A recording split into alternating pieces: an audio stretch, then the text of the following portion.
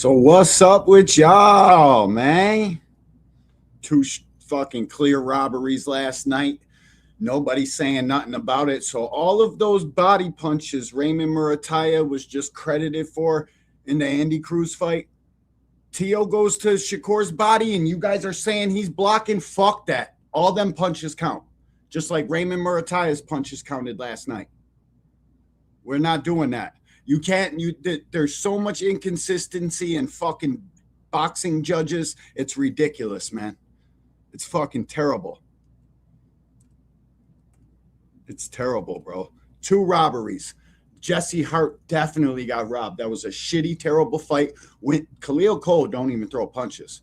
The fucking he's garbage. Hot ass. I don't care to ever see Khalil Cole fight again. Ever again.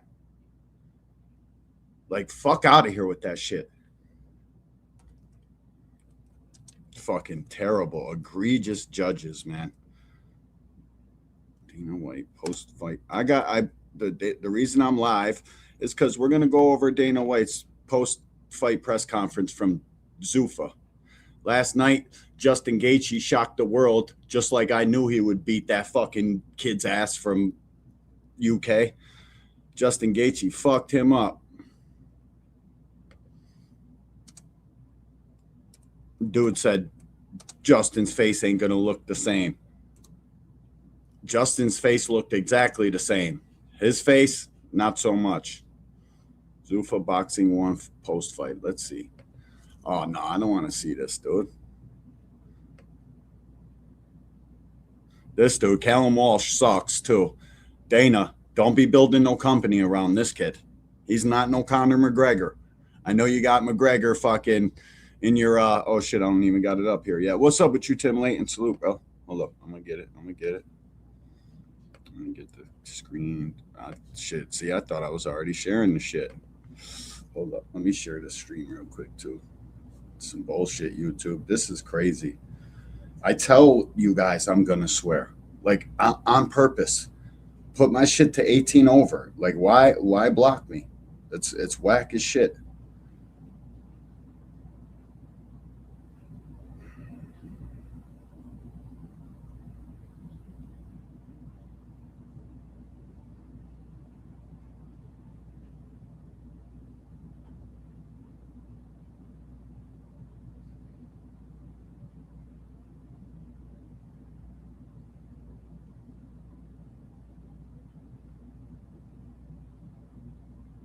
I'm live on YouTube, fake boxing experts. Tap in.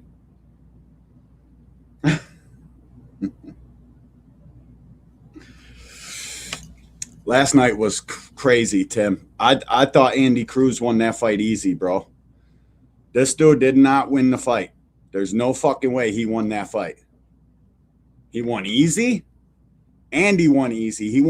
Andy won the first 5 rounds. Outboxed this kid easy. The problem is you're going up against a Robert Garcia fighter on the West Coast. You ain't getting no fucking sort of close decisions. It's garbage, bro.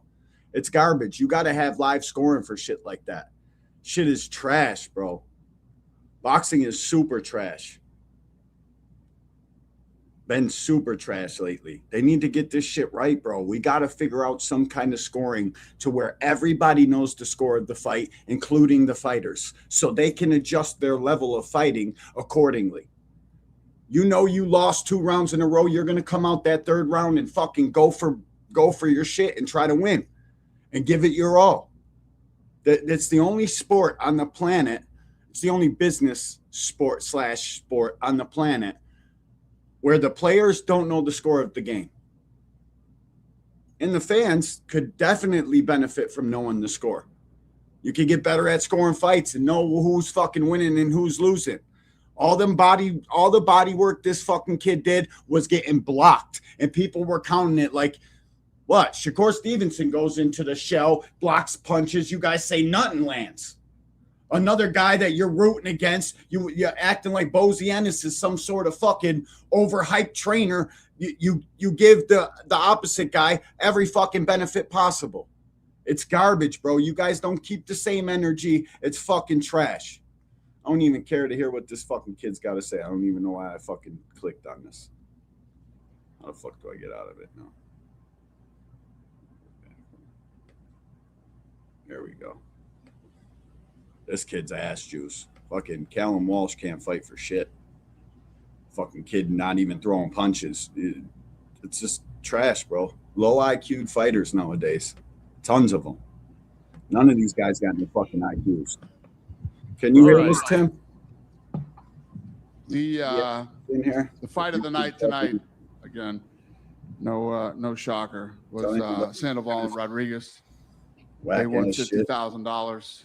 Well, I'm in a performance of the night went to. What's up with you fucking haters in the watching, not saying shit? Merriweather. You come in here and you just want to hate watch, you might as well not even watch. If you're not gonna say nothing, then fucking bounce right now. There's no point in being here.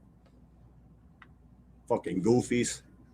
Don't know shit about scoring boxing matches. Don't know shit, but fucking everybody's an expert nowadays. It's fucking crazy. He won 50. Congrats to them. Dana, congratulations on your first. King Cowboy GT, what's up with you, man? Salute. Thanks for not hate watching, dog. But when you look at tonight, how happy are you with the product? How happy are you? What's up with you, BVO? Salute. Yeah, the fights were great.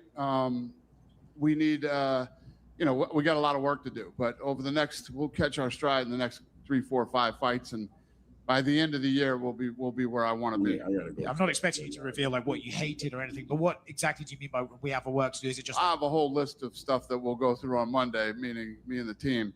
But like I've been saying, it took 25 years to get the UFC where it is today, and it is a very well-oiled machine, and we'll do it in much less time on the boxing side. We did notice you were on the blue phone quite a bit at ringside. Is that just you? Yeah, I was on the phone more than I'm usually on the phone. Nothing really bad, but just I have a certain, I know where I want this to be, and I'm impatient. We're building a whole new team here. Yo, King Cowboy, you ever been here before? If not, welcome to the Angry White Man. Salute to you, man. Salute, bro. Thanks for not and a lot of people have never done this before, so it's going to take some time.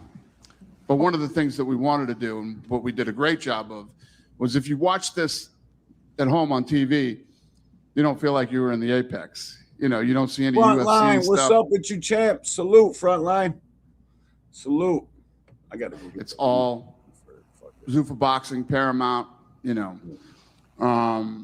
We literally transformed the Apex into what looked like a different arena tonight. And I saw earlier today, are you expanding the Apex to 1,100 later this year? How exactly is that going to look in there? Because it looks like it's full already. Are you going to have to start knocking walls down? What's the question? Are you expanding the Apex again later this year? No. The expansion will be done in May. We expanded in that we got, I don't know if you walked around, we've got like concessions and real bathrooms. And there's no pipe and drape stuff around anymore. But you know where... Johnny P, what's up, bro? Salute, homie. You walk into the arena there. Yep. That's all going to be gone and pushed back. There'll be another box above there, and this place will be set for 1,100 people. All right, so now I hear everybody saying the shit didn't sell no tickets. They had a complete sellout. People just didn't get there. It's only 300 people can possibly go to the Apex. They gave the tickets away to VIPs. It wasn't like no box office ticket sale thing. People saying that the fucking arena was empty. All right, it was their first fucking event. There was 300 tickets available for that thing, and I think he gave fucking 200 of them out to VIPs and people's family, the fighters' families and shit. It wasn't an event like that to be fucking busting down the box office door. It was literally a launch. They're worried about television, bro. When you hear this guy talking about his product and shit, he's not talking about the fighting. He's talking about how it looks on TV, how his editing team and fucking producers launched his product. He's not talking about the fighting. He's talking about the fucking how it looks to consumers. This guy's going to get his shit together, and hopefully what it does is make Eddie, fucking Oscar, the rest of boxing get on his shit. Try to fucking compete with this guy because he's going to get his shit to casuals. He's definitely going to do that. I don't know how much I can say that to you guys. One thing he's going to do is have fucking flocks of people coming into your shit telling you that Zuffa is fucking the major leagues because he's getting it to casuals that don't got to fucking download an app down the fucking street, come back, pay $60 just to fucking get a half of a fucking fight. Like, come on, bro. This shit's, it's simple, bro. Common sense. This guy's going to get his product out to the masses. Is boxing? Is the rest of boxing going to get their product out to people? I'm worried now. Now I'm worried. Like, now I'm worried for the rest of boxing because I know these fucking scumbag promoters ain't got a tenth of the fucking work ethic as Dana White does. Not even a fucking tenth. You seen how lazy that bitch-ass fucking promotion for Andy Cruz versus Murataya was? And that card was fire. There was 5 good fucking named fights on that card. Nobody fucking cared or knew about it. Not no casuals. The hardcores always know. Because this is all we do. Of course you seen it. I'm talking about the people's money that matters. Didn't fucking even know. Unless you lived in fucking... unless you're Raymond Murataya's cousin. That's the only way you fucking knew about this shit. Crazy, crazy work, bro. I hope you guys that are talking crazy and fucking saying that this dude's putting on bullshit, I hope you guys have faith in the fucking promoters, the fucking Eddie Hearns, the Al Haymans, the fucking Bob Arums, the fucking Oscar De La Hoya, in which Oscar's about to be the fuck up out of here. I don't think he's going to last. His days are numbered. Oscar De La Hoya's shits are numbered. Do you think these guys are going to be able to compete as far as production and get their shit out to the casuals like this guy? Just some things to think about, man. Now I'm worried. Like, I'm genuinely concerned. There's like 300 people here tonight. There'll be 1,100 people in May. Will this be the home of Zuffa boxing moving like for the foreseeable future? We have tons of deals in the works right now. So I don't know. You guys have no idea how what we already have in place is, I mean, it's bigger than what any promoters. John P says it's like he's trying to take the flashy stuff out of boxing. You know what they're trying to do? And I said this yesterday, I think they're trying to take the business out of boxing, trying to make it just a sport. Just a place where guys can go and be in a league and fucking have a place called home and take these fucking sanctioning bodies that have been ripping us all off for fucking eons out of it. That's what his objective is. Just so everybody knows, it's not my objective. Don't shoot the messenger, please. Because I don't know how much I fucking care for this shit at all now. Because I know that these other guys ain't going to do their fucking job. This guy will. Trying to take the business out of boxing. Trying to take these Mauricio Suleiman's greedy fucking ass and his hands all in the pot. Trying to get him the fuck up out of here. Trying to get Daryl Peoples and his bullshit mandations. You got to fight this guy from fucking bumfucked Egypt out of nowhere for your title or you're getting stripped. Trying to take all that bullshit out of it. Try to make it a sport. That's what his objective is. It's not mine. It's his. Done since King and Aram back in the old days. As far as television deals and, yeah. I'm just not ready to talk to you guys about all this shit yet. We're going to get into that too, bro. I briefly spoke on this. I had Andy winning 8-4, bro. Sure, every single round of that fight was competitive. Every single one of them. The first 5 I gave to Andy easier than I gave to fucking Raymond.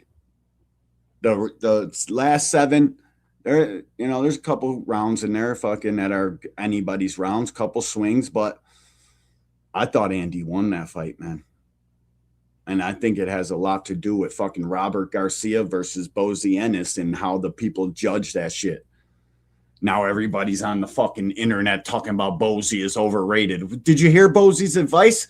Maybe it was the fucking language barrier between Andy Cruz, who doesn't speak a lick of English, and Bozy telling him, tell him, fucking it's time to go. And Andy kind of listened. And all the instructions he gave Andy tried to carry them shits out, pushing the pace and all that shit. But Bozy knew exactly where he was. He's like, this is fucking, we're over here, bro. This is their hometown. I thought Bozy did a great job. Dana ain't told the truth yet. Salute, Jay. Salute. What's up with you, Rick Tim? Salute, bro. Andy does need more experience, but listen, that doesn't mean we can say he didn't win 8 rounds out of that fucking 12-round fight. Sure, he could have won them by more. Doesn't change the fucking general principle of the 4 criterias of boxing when you're scoring a boxing match. This shit, Sergio Mora needs to be removed from the telecast. He needs to be taken the fuck out of there. And Chris Mannix literally just all of a sudden what he likes in fights and how he scores fights changes for Andy Cruz and Raymond Murataya in Vegas.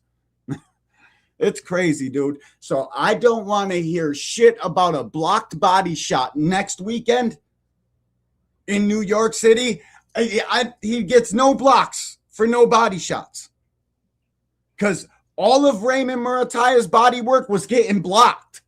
But in one fight for one guy, you guys say nothing's landed.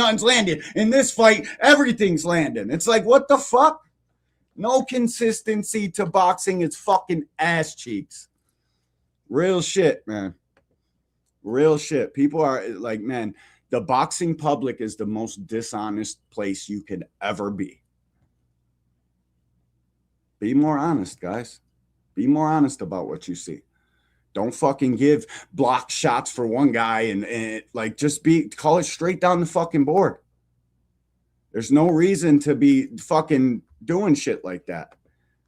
It is what it is. 2 guys are going to fight. The fucking fight's going to go how it goes. Whether you like or dislike the guys in the fight doesn't mean you should be changing fucking rounds to go to different guys. Should be the same shit right down the middle, bro. And I need them to get live scoring. I gotta have live scoring.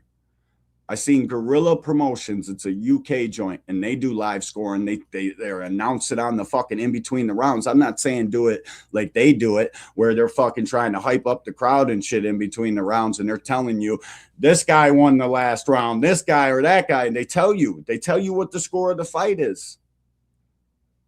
I just don't know how a fucking sport can operate where the players in the game don't know the score of the fucking fight, don't know what's going on. You don't know if it's a close round. You don't know if you won or lost. I mean, sure, as a fighter, you can definitely probably feel that shit. But, bro, I just think it would be such a better game with live fucking scoring. Even if the judges they just fucking tell you what they scored the round, whether you like it or not. Just fucking tell us the score. Let these guys fucking be able to dig deep and know to fucking pull some shit out because they're down by 2. Imagine Jordan not knowing that he needed to hit a fucking jump shot at the last second because his team, we don't know the fucking score. Could be 86 to fucking 70. Who knows? Come on, man. This shit don't make no sense. We need some changes to boxing, man. If you're going to compete with this fucking guy and what he's going to do, you guys better be ready to evolve. No, you guys don't want to hear this shit, but that's what it is. It's what it's going to be. This fucking guy is one thing this guy does, whether you like him, loathe him, fucking whatever you got for Dana White, one thing you cannot say is he's a slacker or he doesn't do his job. He overdoes it. Overly qualified for this shit. Yeah. I mean, what we have in place already is crazy for our first ever, swoosh, boxing match under Zuffa Boxing. Yeah. 2 more quick ones from me. If you look at Golden Boy, sounds like My dog Swoosh Life in the building. Salute to you, champ. He says, let's see how the judges score next week, because it seems they did not like the fighters who were boxing and moving last night. So let's see if it's the same with Kerr/Tio and Ortiz/Davis. And that was my points exactly, bro. I was just ranting and raving about that shit. If them body shots weren't blocked against Raymond and Andy, And these are 3 judges, dude. The 118 to 112 scorecard, that guy should have been beat the fuck up on site. He should have been beat the fuck up as soon as he handed in that scorecard. They should have let Bozy punch him square in the fucking face. 118, 112. What? Where? If it was 118, 112, it was for Andy, the guy boxing. That's what the sport's called, boxing. Fucking dude, the shit that they do is crazy work, bro. What Rick say? Rick said, what's up, D1 in chat? Don't let Al get sued for trying to do the same thing. But because Turkey is doing it, now it's good, bro. And these guys are the ones that cheered Turkey on. Everybody in boxing, go Turkey. Yay, Turkey. He paid 20 over here. He gave him 30. He gave him 50 million. Yeah, Turkey. Wait a minute. We can't get a fight now between Hitchens and fucking KEYSHAWN. We can't get Boots and Ortiz. And now you got Dana White out here giving out fucking brand new belts in a whole nother side of the street. And Turkey saying, yeah, we got to change for boxing. You guys helped this fucking retard bottom out the American boxing market. Now we got Zuffa and now everybody hates Zuffa. You can't make this shit up. You cannot make this shit up. Fucking crazy work, bro. It's like, bro, if you like up, the boxing public says it's down. If you like left, the boxing public says it's over there, rightly, over on this side. You fucking clowns, fake hardcore boxing fans have been ruining this shit for decades. Tearing down the next up and coming fighter, fucking taking away wins, fucking just saying guys ain't shit. Oh, who the fuck did he fight? Oh yeah, but this guy lost because he was past his prime and he was fucking. Get your bitch ass inside of a boxing ring and go see how fucking hard this shit is. Fucking goofy clowns been ruining this shit forever, bro. And I'm done with it. I'm about to start being a fucking complete dickhead to all of this. Maybe that's the way I should have just kept being when I first started my shit. But I tried to fucking play cool with boxing fans and try to fucking play by the rules. YouTube ain't fucking with your boy. The boxing public is fucking straight retarded. So this is the kind of energy you get from here on out. You don't like it, fucking leave. Fuck up out of here. Like their DAZN deal might be coming up. Top Rank is not on TV. PBC doesn't really have a deal. You have the Paramount deal. Do you feel like by default you're already the biggest American boxing promotion? Kurt, what's up with you, bro? Nick, I was going to see if Dave. Salute to my dog Kurt Hurd, a channel member and a fucking real one. I appreciate you, bro. I can't join the chat on the other live. Anyone else have that problem? Yeah, I'm about to do away with the dual streams. I know a lot of people like to just verticalize. It's an easier place to come comment. Nobody got to say what's up, and you know, I get it, but it's confusing and shit like this happens all the time. Salute, bro. Boxing Hacker, what's up with you, champ? I like Zuffa. I'm not gonna say I like the premise of it and what they're trying to do. The problem is, bro, we're gonna have a whole nother side of the street. And then we got these fucking other 4 retards that call themselves boxing promoters. They're not going to do business with this guy. So now it just creates another fucking barrier for us not to get fights. What we need to happen is all of the fighters to go to say fuck him or go to him. We got to have all of it aboard or none of it aboard. Because I don't need a fucking another avenue to block from fights, because that's what it's ultimately going to do. But I do think the fighters like structure. The fighters want a league. The fighters want to see who actually is the best without a promoter saying, I can't fight that southpaw over there. He's fucking tricky. I'm going to go over here where it's easy. What Zuffa is going to be is really the fucking best guys that he's got are going to rise to the top. That's what Dana has proven. We know the track record. We know what he does. You're going to have to be the very best fighter on the planet to exist in his league, or at least the best out of whoever he's got. So I would want all of boxing to go there, or else it's stupid, to be honest. It just creates more confusion. So I agree with like Deem, Cam, and these guys. I think that's the main reason they go against it, because it creates another avenue, bro. So I get it, but I like the premise of it. I like if I could take boxing and switch boxing to UFC, how UFC is ran today right now, and we could fucking fast forward 25 years, I'd take it in a heartbeat. And if anybody's got a problem with that, I'm sorry, bro. I actually want to see who's the best fighter in the world. I want to see who's actually the best at each weight class. I'm sorry, bro. I care about the sport of boxing.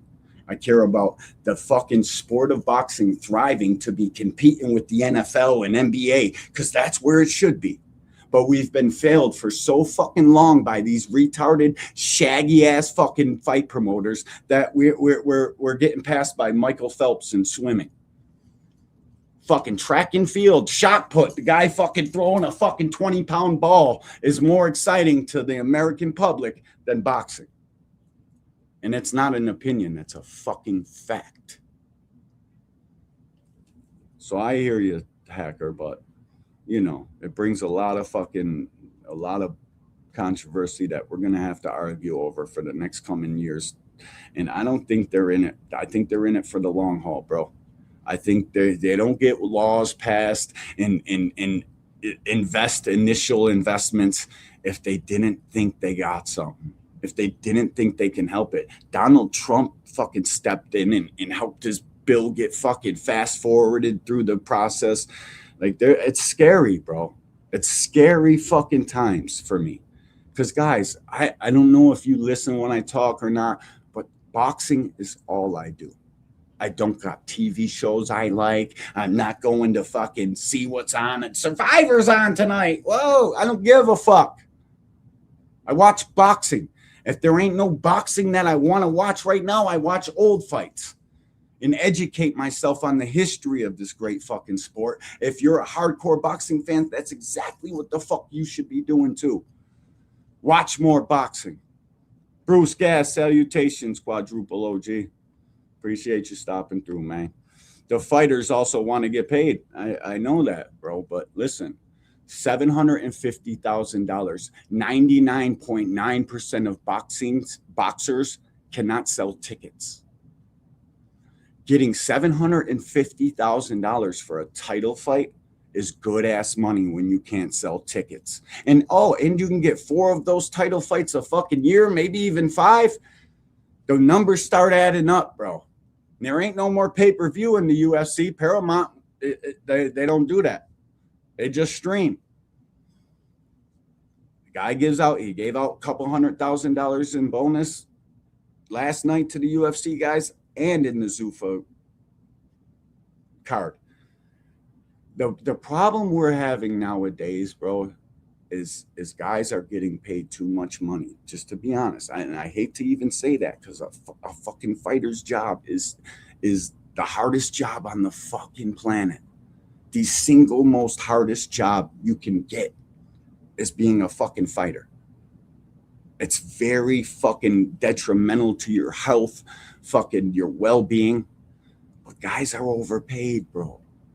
You're giving them $2.5, $3 million for a fucking basic title defense, and they can't draw in fucking $2 million if they had a fucking birthday extravaganza. They just don't create enough hype around their name to sell tickets. They don't fight exciting. I don't know what the fuck it is. People don't like them, but they're overpaid, bro, right now. So we got to fucking find a happy medium to where these guys will actually need and have to get out here and fight a couple times a year. We have to find a middle ground. Like, that's why the sport is crippled right now.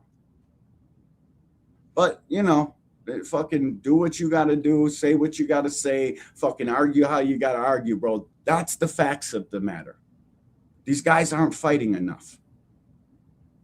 It is what it is, bro. I want fighters to, and that's the one thing I can't stand about Zuffa. If a guy sells tickets, and this is range true in the UFC, Conor McGregor doesn't get $750 per fucking fight like the rest of UFC because he garners more fucking money. He garners more people's attention. So he has leverage. You guys act like it's just this fucking trance. You sign up like a mummy to go away to Zuffa or UFC for 6 years, and that's another myth. It's up to 6 years. It's not you sign here and you're locked in for 6 whole years. It don't go like that, guys. You garner attention. You're a fucking big deal. You're going to get more money than the fucking whatever their pay scale is. If you got a manager that's worth the fuck, you got room to negotiate. People got so many myths in their head about this shit that it's fucked. People don't bother to go do their own research. They just take what other people say as law. And it's fucking factually incorrect. I get it, man. There's no more fucking $50 million paydays to Canelo. So the hardcore boxing fan is pissed off about it. I am too. But just know if a guy like Canelo fought for a guy like Dana, he'd get way more than that 750. Please do some research. Please. That's all I'm asking, bro. Please. Daddy's home. It's good money before taxes and team. Yeah, but bro, here's the thing that the team, the trainer aspect is the only guy you're going to ever have to pay again. There ain't no fucking, you got the UFC there with supplements, meal preps, fucking everything you could possibly need. They give it to you. They take care of that for you. Big time cost cut right there. Gym, fucking facilities, everything taken care of. They got it. It's on the company. You guys are filled with myths and shit in your head that it's crazy.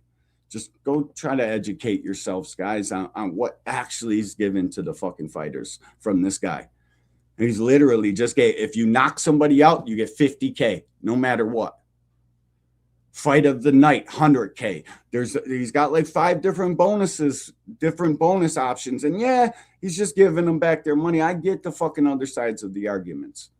But fighters want to fight, and fucking you're throwing hundreds of thousands of dollars in bonuses, bro, that gives them incentives. That gives them reason to fucking give the fans a better fucking fight. Not going to get robbed by the judges. You're going to fucking get an honest, clean, fair fucking fight. How much is that worth? You know.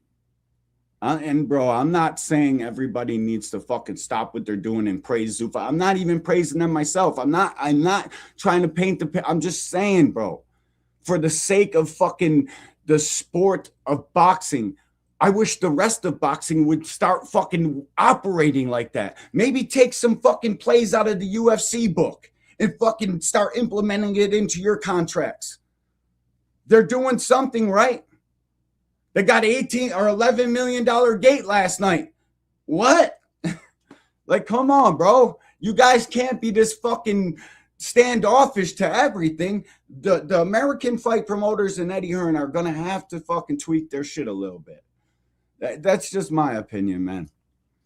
I don't like everything this guy does, like number one, capping the fighters' pay and making them form to a pay scale. I think every fighter should be treated to how much they draw. I'm a traditionalist in that sense of boxing. You got to get people fucking amped up about your fight. You need to go out there and fight valiantly enough to where somebody wants to fucking come off a 40-hour paycheck and buy a ticket to your fight.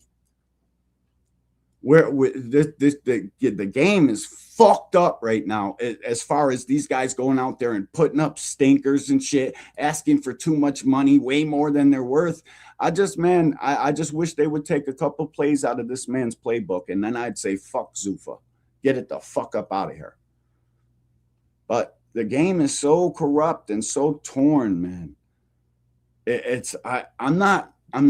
I'm just welcoming what this guy's got going on. I'm going to pay attention. I'm not saying the rest of boxing is going to fold and Dana going to do it. I'm just going to see how it goes.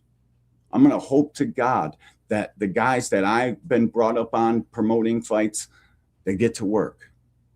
They get to fucking work. That's what I pray. Bro, you guys think I'm bullshit when I say I pray to the boxing gods. I pray to the boxing gods right the same time I pray to the real God.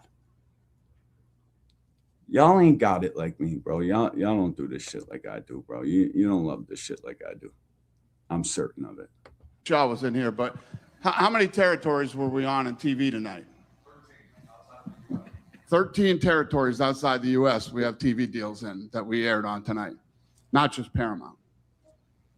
So would you say you're already the biggest boxing promotion in America? Listen, what I keep saying is I'm not coming out and saying, oh, we're the savior, we're going to do this and that. Judge us at the end of 26 by the work that we do this year. Okay. All right. Dane, I'm going to judge you harshly at the end of 26. If that's what you're telling me, give me to the end of 26 and see what my shows and everything does. And if I'm not the biggest, I'm going to judge you heavily on that now. I mean, but technically speaking, if you guys want to be fucking technical about it, pay-per-view buys and numbers and who's really succeed. You guys want to be real technical about it? Did you hear what the man said? We were in 11 different territories tonight. There hasn't been fucking that many territories fucking in boxing in a long time. He's going to get his product out to the casuals, guys. You should be worried. And one UFC question, you've been asked about it a few times this week, but the bonuses, right? It's the first event under the Paramount deal. Have you guys come to a decision on what the bonuses for the UFC look like? Yes. I promised them to somebody else, and I think he's here tonight, and you know who you are, and we'll talk after the press conference. Oh, wait, that wasn't the question. I don't think he even heard that question right. Matt for Boxing Social. Dana, I just wanted to ask, you obviously got a global brand, and the UFC's, all everywhere. It's everywhere. Do you look at a guy like Callum Walsh, who has a lot of fans in Ireland, and go, you'd like to maybe do a show overseas and showcase him in the main event over there, and give something back to his fans as well, because he's a talent, and he never thought Too Rich would say that. Like I just said a minute ago, we were in like 13 different territories around the world tonight, and we will add a lot more over the. I know that breaks a lot of y'all's heart to hear me up here talking the way I talk because of my passion for the sport. Y'all thought I was just a Tank fan, right? Be honest. Y'all thought this was a Tank channel. You were wrong, just like you were wrong in 90% of every fucking thing you guys argue about. This shit is I'm here for the sport of boxing. I care more about it than 99% of the fucking people on this great planet. I will always argue for the sake of boxing. I don't give a fuck listen, man, I say this shit all the time. I don't care what two guys' names are in a fight. I'm going to watch the fight regardless. All I care about is if it's a fucking competitive fight. Whether the guys are D, E's, P's, fucking A's and Q's, fucking whatever letter they are on the alphabet, as long as they're matched with another guy at the same level of that fucking alphabet, and it's a competitive fight, and it's two style clashes that I like to see. That's it. I don't care about their names. Yeah, their names make it much, much better. I'm not saying that it doesn't. I care about almost every single week, every single fight card the same. I'm stopping what I'm doing to watch boxing every Saturday. Me and William Old School get in front of this fucking TV that Jay Hardcore sold me a raffle ticket to, and we watch every single fucking fight. No matter what their names are, no matter what. So I care about boxing, guys, a lot. Probably too much at times. Over the next couple of months. And let me give my dog Des a wrench. What up, Des? We're going to travel everywhere. I definitely thought like this was a Tank channel. I was wrong. Callum was here, he was speaking about the treatment from Zuffa boxing and how it's basically like the best in class. There's no favorites, whereas maybe suggesting in other promotional companies, other outlets, there's a favorite fighter. Is that what's going to separate Zuffa boxing with the likes of the other promotions? The fact that we're not on one side or the other. This is about the best fighter. I think a lot of things are going to separate us from other promoters. Okay, thank you. So the answer is yes. No, the link's in the chat too, man. If anybody want to come up here. What role does TKO have in the Zuffa boxing? They're the parent company. Okay. What do you mean? What role? I mean, like as far as in the production and all that. What? Nothing. When we want money, we call them. Okay. Danny right here. Andreas Hill, ESPN. I'm curious. Jael Pataya was here. He said he's going to be fighting here on March 8th. Can you confirm that? What's? Oh yeah. John, already March 8th? Possibly. Okay. Yes. Thanks. Is that it? Nope. Got another one for you. You mentioned that there's other things that are in the works. I know that you had talked previously about the weight classes and things like that. Are you waiting for the Ali Amendment Act to Revival Act to be passed before you do all those things? Before I do what? Like announce like the different weight classes? No. That has nothing to do with that. Okay. Has nothing to do with that. I just want to get all of our shit together, I guess I would call it, and then I mean, as we start rolling out, I mean, just the deals that we have already that the world doesn't know about. I think that at the end of 26, you know, people are going to look at it and go, "Holy shit! Look what these guys did in 1 year." Last question: everybody that fought tonight, they all signed to the Zuffa banner? Yes. Okay, so everybody that fights for Zuffa boxing is exclusively with Zuffa moving forward. Well, I mean, this is basically the UFC model. And if you've heard me talk about boxing that's been around forever and created all this revenue, and at the end of the day, there's nothing there, we're going to do the exact opposite. Right in the middle, Dana, this way. Hi there. So you talk about timing being important quite a bit. Now that this night has wrapped, how likely is Zuffa boxing to happen if Apex doesn't open and have such a big part after the pandemic? It's a great question, actually. And yes, you are right. I've been talking about timing for the last 3 days. Like everything else in my life, the way that this whole thing has played out, you know, from Sheikh Turkey asking to have a meeting to, you know, Nick leaving CAA and going to the WWE, TKO acquires the W. I mean, just everything as you lay it out and start to look at it. It's just timing is everything. Just one more for me. So we have Natalia Silva and Thug Rose tomorrow on the main card. How many women are you looking at adding to the Zuffa boxing roster, given the success that you have of women in the UFC? Yeah, I am. You know how I feel about the whole women's fighting thing now. So as of right now, I mean, Tom Loeffler was talking to me about a couple of female fighters that he really likes, but we haven't really talked about that yet. You know, Ish Harrison, Tom and his team, you know, we I know he's saying, I think Turkey's got something against you ladies, bro, to be honest. Like, I think that Turkey gives a lot of money to these guys to do this boxing, and in his country, women can't fight. They barely have rights. You guys thought we were capping to you about their rights and fucking like they can have like 4 or 5 wives or some shit like that. They just got the freedom to drive a car over there. They like females are treated like possessions and not humans. I think that's why they ain't got no ladies yet. And that's fucked up. I think somebody like Zuffa and Dana White, they have to have ladies. And he says they'll be able to fight 3-minute rounds. He said, why would he change the time for ladies? He said, ladies can fight just as good as guys. They shouldn't have their time shaved. So I don't know if they're going to have butt heads over that or what, but we'll see. We'll see. You guys seen Turkey shaved his beard too? That shit was weird. I thought Muslims had to keep your beard if you're like fucking, that's like your thing to God or something.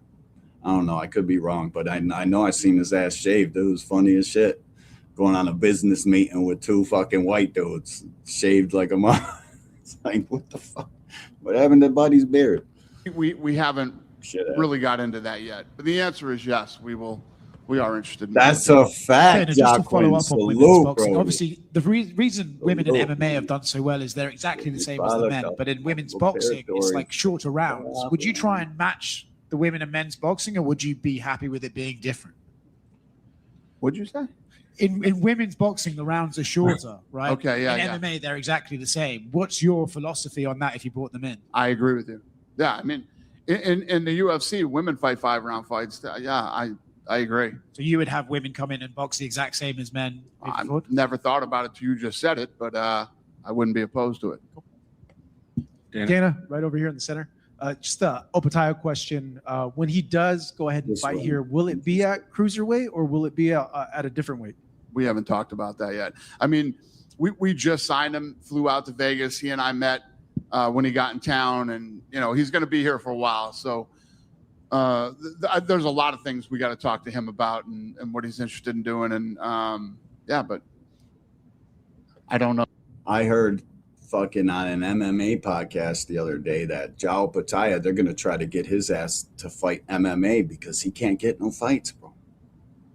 No bitch-ass fighters, no bitch-ass boxers want to fight the man. Eddie Hearn fucking said we couldn't offer Jao nothing because we ain't got nobody for him to fight. Only possibility that he's got is fucking David Benavidez. David Benavidez wants to fight Zurdo and then go back down and fight Bivol, which I'm 100% against that. Like, I would way rather him fight Opetaia because that's a dream fight. Like, just a style matchup that both the guys' mentalities, him, better Beav and David. Like, David got 2 fucking fights that would probably change him forever, bro. You don't go into those type of fights and leave the same exact way. I don't care if you win or lose. Even more so if you lose. You're gonna leave some shit in that ring that you can never get back. And I think a lot of that has to do with, like, when you feel defeated and you lost your O, like the fighter losing his O fucks with your mind. Especially in boxing, because it's a damn near death sentence. In American boxing, people don't give a fuck about you when you lose. It's stupid as shit. In the UFC, you can lose fucking 3, 4, 5 times. Climb on back up to the mountaintop. Doesn't fuck with you as much. And I've seen guys in all-out wars like Justin Gaethje just beat the next up-and-coming guy. I've seen that dude leave pounds and pounds and pounds of flesh in the fucking ring. Still climb back to the mountain and beat their fucking top guy. That's how this guy operates, bro. People are I don't know if they're afraid of it or what, man. But to me, I wish boxing was like that. That's one of the fucking things from the UFC. I want the American boxing to adopt. Like, grab that shit. A loss doesn't mean shit. Styles make fights in boxing. They always have, and they always will. And the guy implementing that style fucking makes it what it really is. The man that's operating the style and his ability to fucking adapt and change and fucking fight in other styles is what makes the styles make the fucking fights.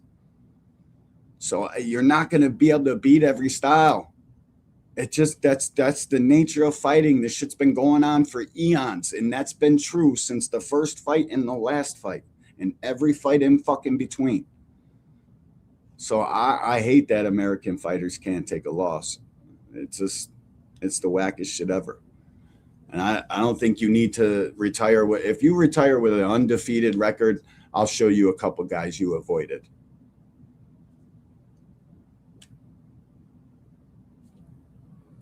Sorry. It is what it is. Oh yeah. In terms of the philosophy behind the weight classes that you guys are having, can you? Round 1, what's up with you, bro?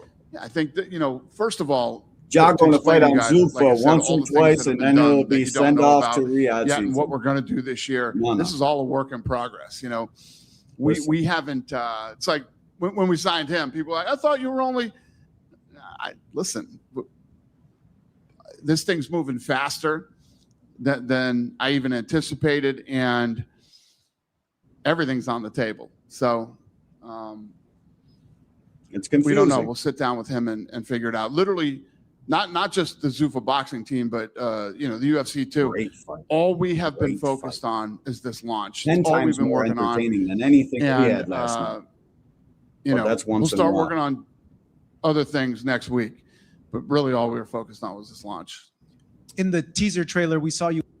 See, I don't like that though. Like, so you're flying by the seat of your fucking pants is what you're telling us. You're fucking freestyling. You're busting a 16 when it comes to fucking Joe Pataya and who other big names you sign. See, I think they gotta fucking try to phase out the big stars of boxing. Like, how many years left does the biggest star of boxing have? They're gonna build more, of course. I'm just saying right now, if he can build fighters from his rankings and fighting through the ranks and give exciting fights, he'll be building the next superstars as boxing does. All you got to do is try to get a couple of these guys to fight on your banner for 1 or 2 or 3 shows, and then he's cooking, bro. Then he's really cooking. What Dana White and Zuffa is a snowball, and they just chucked it down the mountain. It's only rolled a little bit. Boxing needs to counter that shit right now. Like, they need to be having something in the works. Al and Bob and Oscar and these guys better be fucking planning to go head to head with this guy. I know everybody's Zuffa got trash ass fighters for now. They're going to start, once the fighters start talking amongst each other and they see the fucking shit that these fighters have access to, which, let me remind you, a regular boxer, fucking Top Rank's got a gym you can go to, and that's it. There's no coaching, scientists, fucking computers, and everything a fighter could possibly want in that gym. It's just a boxing ring and a fucking gym, a pull-up bar in the back, and a fucking sit-up mat. You think that compares to fucking Dana White's UFC Apex? Y'all keep thinking, think whatever you guys want. Oh. Walking out with the belt. I'm not sure if you've been asked this about this already, but when do you anticipate debuting the Zuffa belt? Something we got to figure out too. These are all things that are in the works. But when you got some real guys that in every point of whatever arguments I'm making for this guy or against this guy, just know, you turkey nut suckers, y'all are the reason this man is here now. You guys fucking cheering Turkey on. Yay! Reap what you sow. You made your fucking bed, now lie in it. Fucking clowns. Y'all did this.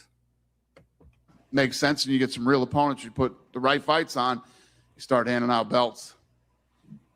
In terms of the roster, is there like a sweet spot you guys are aiming for? What's the question? In terms of the roster overall for the boxing side, is there like a sweet spot you guys are aiming for? As far as number of guys under contract? Yeah. Listen, I wouldn't be opposed. I mean, if we get enough of the right guys, we might even add more fights to the year.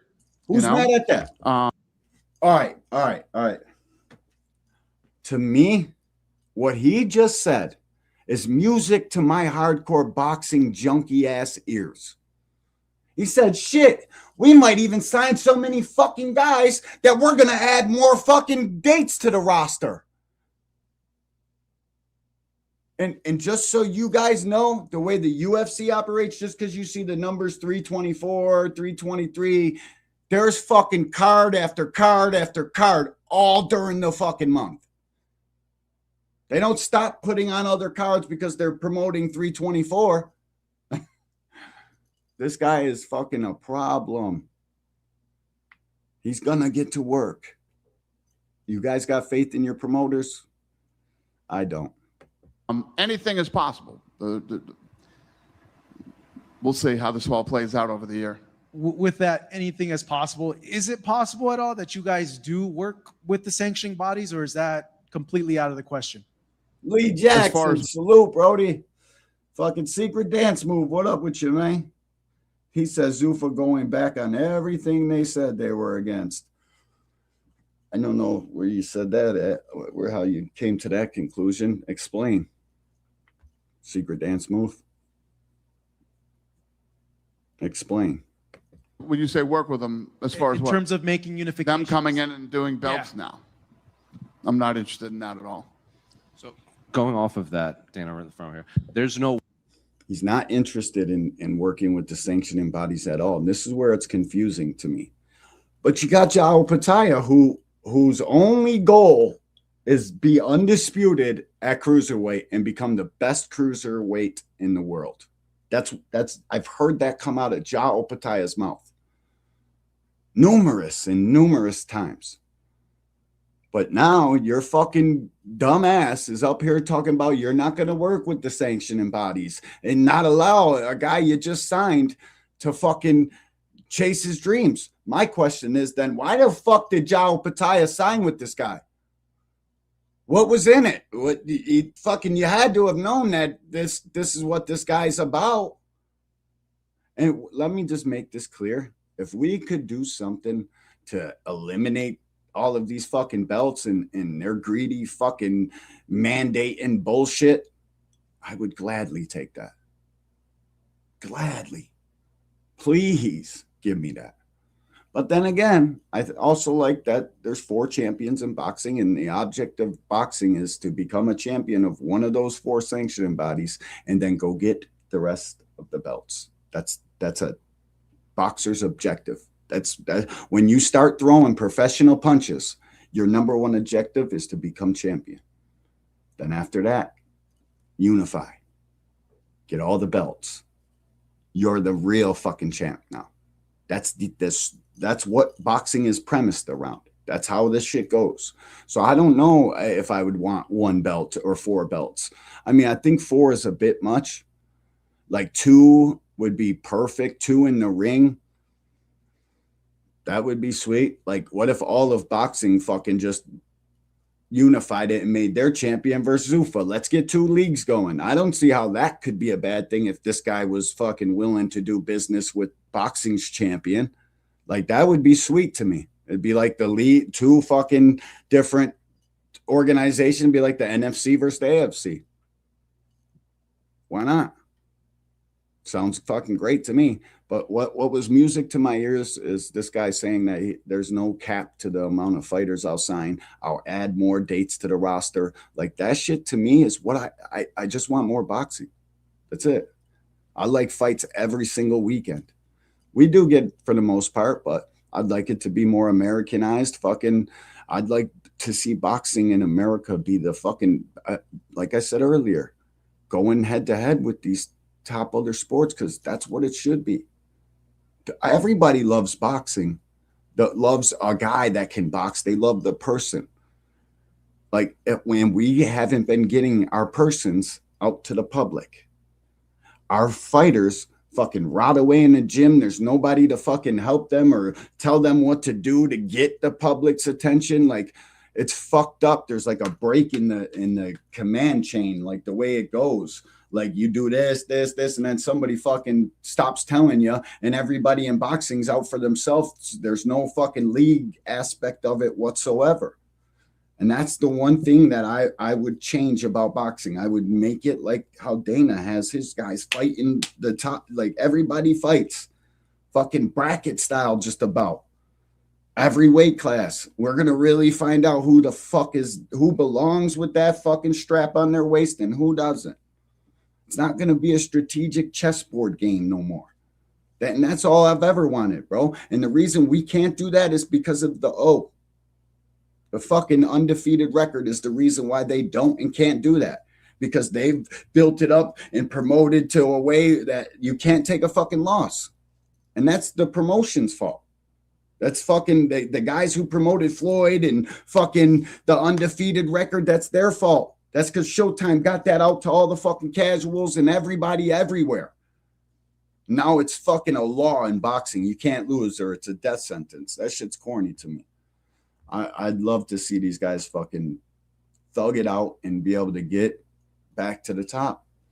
That's the one thing I hate about boxing. We never truly know who's the best. We think we know.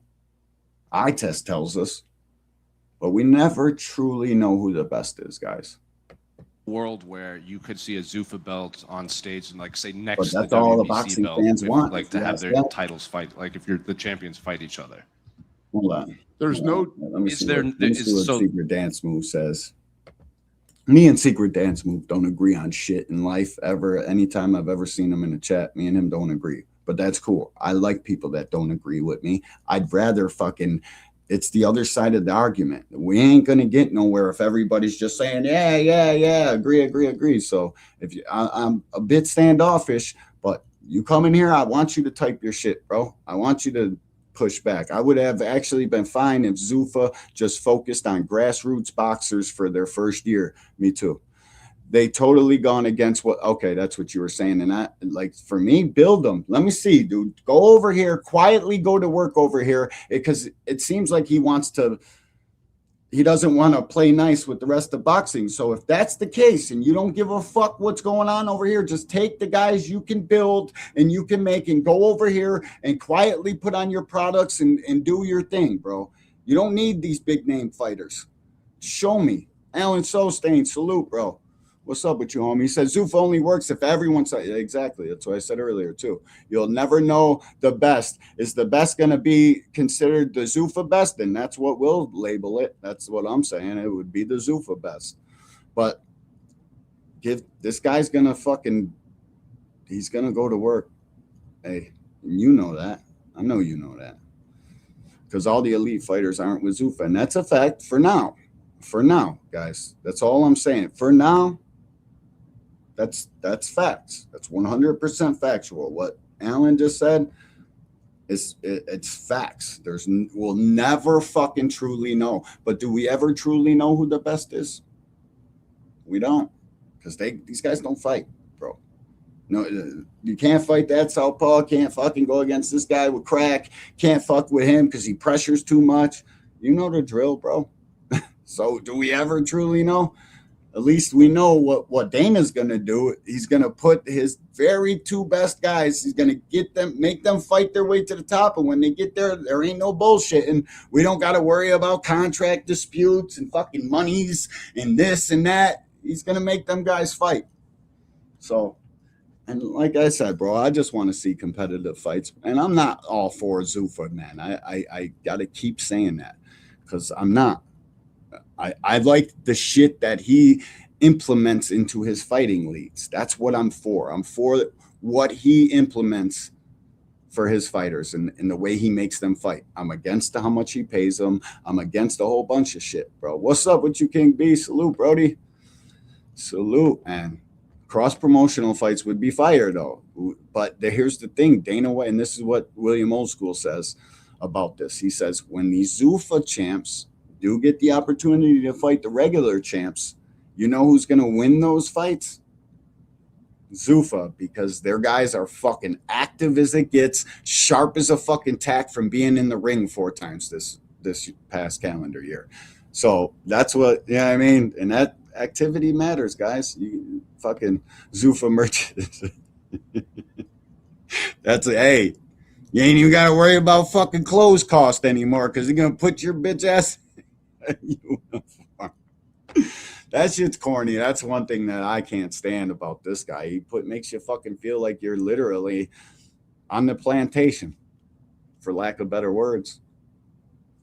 Sorry, he's an asshole in that aspect. These guys should all be after and be able to get their own brand deals, endorsement deals, and all that shit. But the company gets it. And that's the shit you guys got to think, fighters. I'm not saying go running over sign to this guy, but he does give you a lot, bro. There's a lot there for the actual fucking fighters, for the guys throwing the punches and shit. Scientists, fucking everything you can think of, nutrition, everything, a place to train, fucking guys to help you train, like sparring partners, everything. Company got it.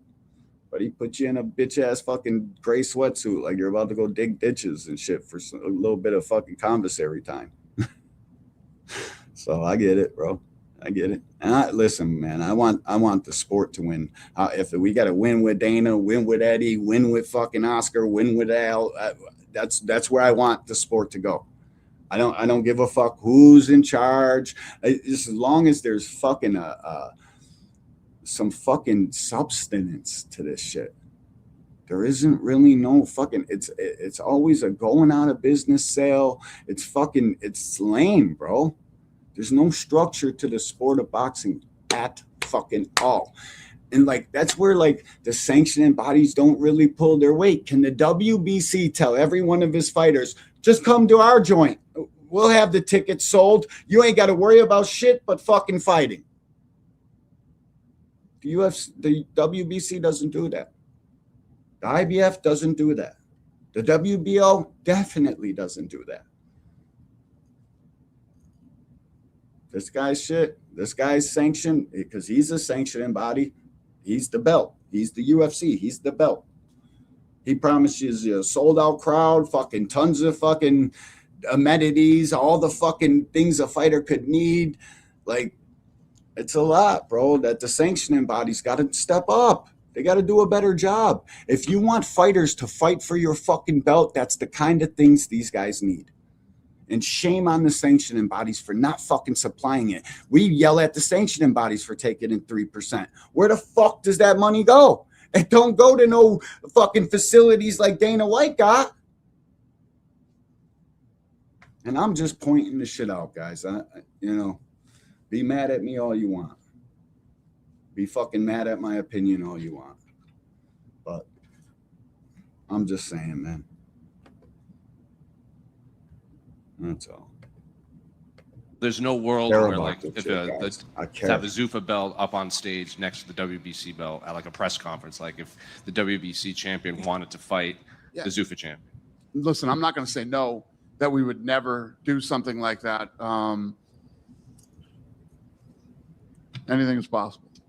Yeah. Dana, you already have Zuffa Boxing 2 announced for February 1st. That's a Sunday. Why, I guess, doing it a Sunday opposed to Friday? Is this all part of like the test? I actually like Sundays better than Fridays. So, yeah. Nah, that's whack. We're again. But did you guys hear? He said nothing's out of the question, and that's we don't gotta even. I'll let it go to the end because he says something important at the end.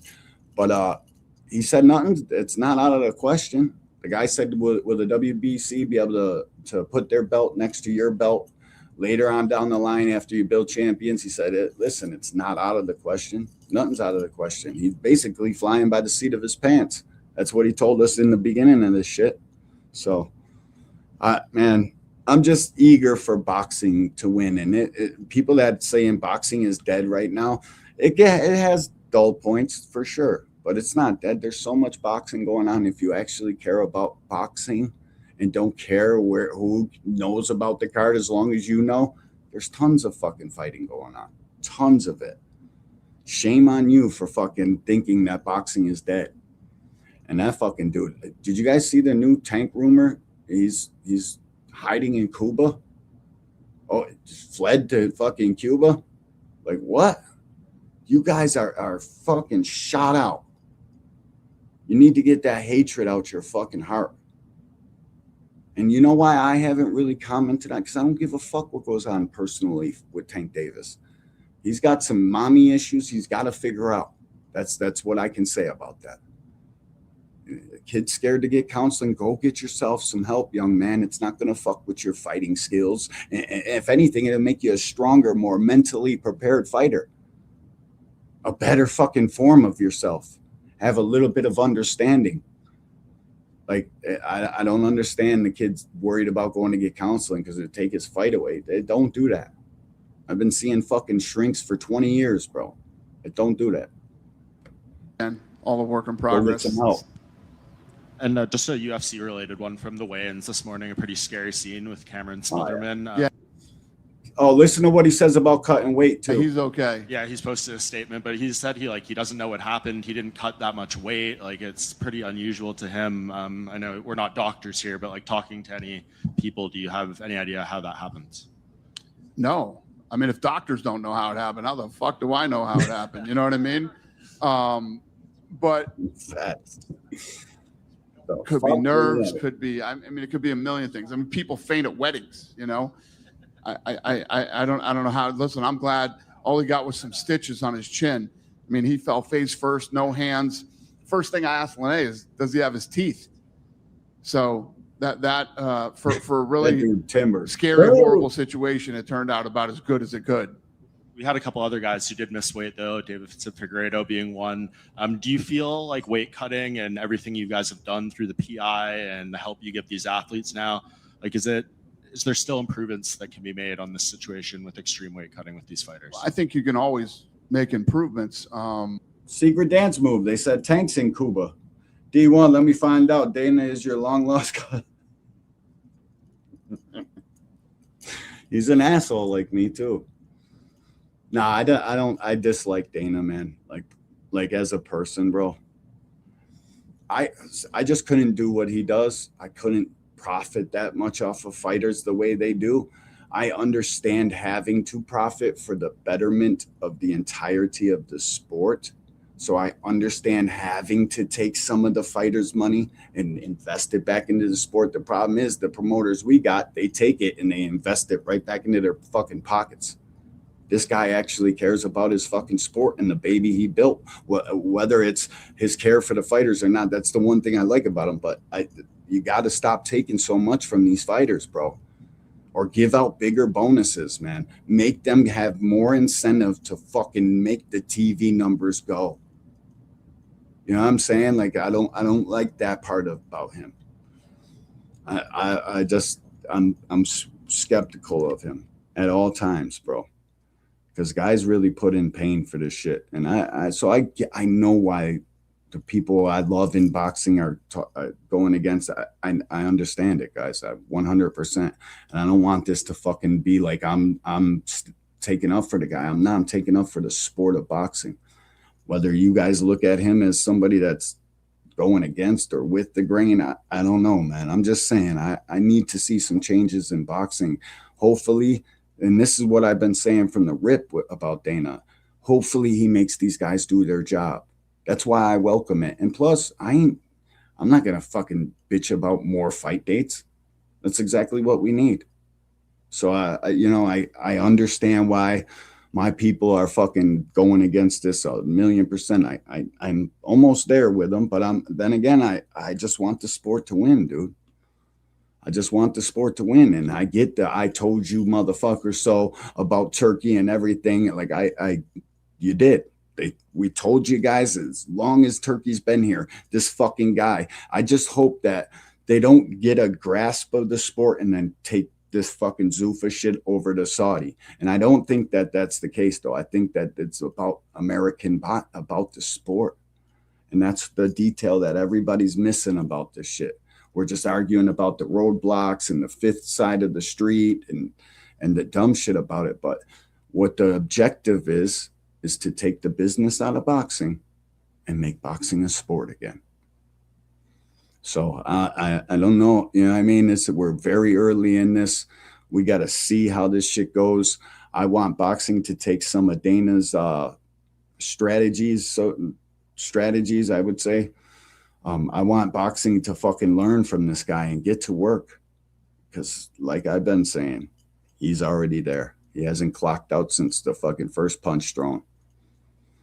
And who knows where Oscar De La Hoya is? He's probably in a fucking coke house getting a spatula shoved up his ass. So, I mean, if that's who you guys think is going to fucking save boxing because this guy's here, you're sadly mistaken. And Eddie Hearn, I don't know, bro. I don't know. I have zero fucking faith in the PBC lately. And if you guys have faith in the PBC, I don't know, man. It doesn't look good. It looks like they're going out of business, guys. That's what it looks like to me. I love PBC. I love Al Heyman. I love everything he's done for the fighters and the sport. Like, Al Heyman is a fucking genius, if you ask me. But guys, you can't tell me that they're operating like a fucking normal fight promotion. You can't tell me that. They don't tell us a motherfucking thing. They barely got fucking fight dates. When's their next one? Thurman and Zoo, or Thurman and Fundora? I don't even know when their next fight date is. Chat, help me out. I don't know. Do you guys know? I don't know. You got to unlock the motherfucking super chat, Hack. You didn't see me create the goal. You got to unlock that motherfucking super chat, and then you can come up here and talk whatever you want. He said, yeah, American boxing needs to be fixed. And that's all I'm really arguing for, Secret Dance Move. I want the fucking sport to succeed. However they have to do that, whoever's in charge, that's all I want, bro. That's all I've ever wanted. Rocco McBride, what's up with you, bro? Salute. The Zuffa commentator are boring. I know they should fucking come give me a job, ain't it? I would spice that bitch up like a motherfucker. Let me get on. I just swear too much. That's all. So it'd have to be some Paramount rated R joint. Let me get my dog Rocco McBride a wrench. This is my guy. Salute to you, Rock. Ain't seen you in a minute. Salute, bro. The Zuffa commentator are boring. Hack, bro. It's literally one super chat. You can get up here. And I did say you come up here beforehand, but gotta unlock it. Gotta unlock the magic. I'm about to get off of this topic right now and go to this KEYSHAWN Davis shit. Yo, I'm in your other chat. Wild Bill, what's up with you, OG? Are you at work, bro? I put the link in there. I can't even see the other chat. I'm in the wrong fucking thing.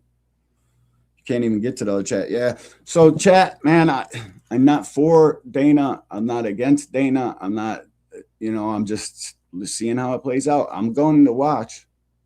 I'm not going to protest against it. I'm not going to do none of that. I'm going to fucking watch like a fight fan and come back and tell you guys what happened in those fights. Like me and William Old School been doing since we started this motherfucking channel. And shit, I never even thought it would go as long as it did, but now I'm here and see, look at Hack's the man. Salute to fucking Boxing Hacker. He says, Super Chat has been unlocked, and you got it, champ. Let's hear it.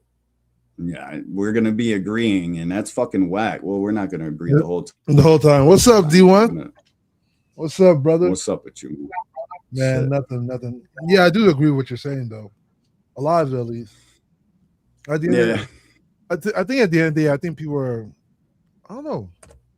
They hate Dana, hate for some reason. I don't know what it is. But no. And what they are is worried for the fighters. Like, I know why 2 Cents is worried. I know why she's fighting against this. She's fucking skeptical of everything Dana White says and does. And that's perfectly fine. That's a mother. She's got a kid coming up through boxing right now. So I 100% understand that. But I just want the sport to win, man. That's it. However we got to do that, whoever's got to do that for us, that's what I'm for. Like, it's okay to be skeptical, but I mean, at the end of the day, you look at, they'll say, "Oh, but Dana's corrupt." The sanction bodies are super corrupt. Like, we compare, if we look at the whole landscape of things, right? There's so many issues. Oh, that's key, man. But there's so many issues with the sanction bodies, with the way boxing is today. That I don't understand why people have a problem with that. Salute like, William Old School. The link's in the chat if you're fucking at work. You might be at work today. We got that crazy storm, the nor'eastern. Like it's like snowing weird as shit here. It's fucking like you can tell it's like frozen rain. It's like the weird snow, man. Yeah. Not this kind of snow we get. Them shits are little snowballs falling out the sky. Buffalo. Little ice cubes hitting you in your face, Yeah. But yeah, like I just think like when you look at it, people have this. I know his real name, Alan. Salute to my dog, Alan, bro. He said, "Hacker, don't send no cash apps because then you will know his real name." I got that. Salute, though. Yeah. So like it's funny because when people will say, "Oh, they're only gonna give you a $200 minimum," I'm like, no, they're giving you a $200 minimum when you're not fighting. I hear that, and I understand why they're like, "Fuck out of here." I understand my dogs and why? Why do you think that? But no, I hear what you're saying. It's a minimum, and what that minimum is when guys are giving Dana White shit because they're afraid of their opponent or they don't like something. He fucking puts you on the shelf, and to me, that's what you should do. If you don't want to fight and earn your fucking keep, what do you want me to do?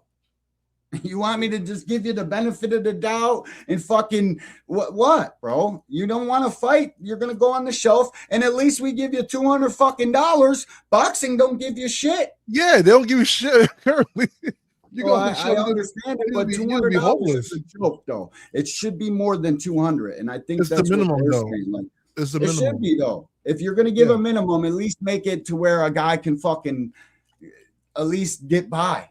$200, bro. I spent $200 yesterday. I went to the fucking food court. I spent $60 on food, bought a fucking pair of jeans, a little bit else of some shit, put gas in the car, $200 gone. 100%. But it's still better than zero. Bro. It's better than $0, you know.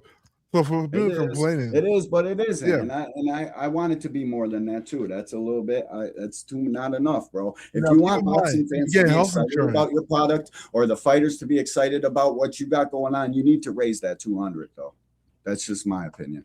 Keep in mind, you still get health insurance, right?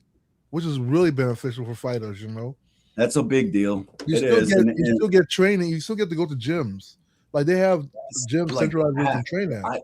People don't really know how big like the Performance UFC Institute, the Apex is. Like, and the shit that they offer their fighters, bro, it's top notch, second to nothing. There's nobody that has more fight science, more fucking scientifical things and forward fucking motion as that Apex has, bro. They give you meal preps, fucking everything you can think of is covered by the company. So that's a big deal, bro. You can even go there and get trainers and shit. If you don't got a fucking home trainer, you could go to the Apex and get some fucking work and get some help. But you know what's crazy, man? What they don't even know is that like this will produce more better fighters. A lot of times we look at people as journeymen. Very well, it definitely evolves the game. That's nobody can argue against that. No, people were telling me I was crazy. I was like, listen, no. The reason why you see a lot of these journeymen is because they have second jobs versus people like KEYSHAWN them who fight all they do is train. Yep. He got the money, the time, like everything to invest into his career. Regular fighters, Joe Schmoes that we don't know, they don't have the same luxuries as somebody like KEYSHAWN. And I think it's done on purpose like that.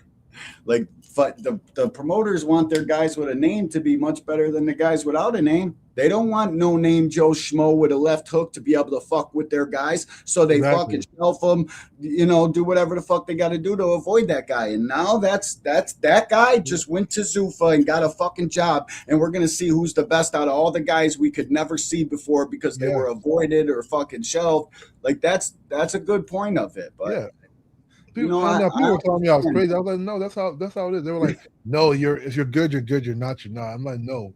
If you're good, no, that's definitely Dame. I heard that argument yesterday. Dame's right though. It is a fucking deal with it's either you got it or you don't. But guys can fucking definitely get better with better help and better fucking institutes and places to go and hone their fucking crafts and get the science and everything and the nutrition they need, as opposed to fucking being out on your own, out in the blue. You could show up to Top Ranks gym that's got a fucking literally got a ring, a couple speed bags, a punching bag, and a fucking mat to do sit-ups. The UFC fighter that once said, I'd rather be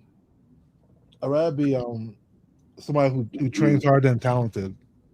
Because when you have people who are just like, which quote unquote off naturally talented, hard work beats talent when talent isn't working hard, bro. Yeah, that's the reality of it in life, bro.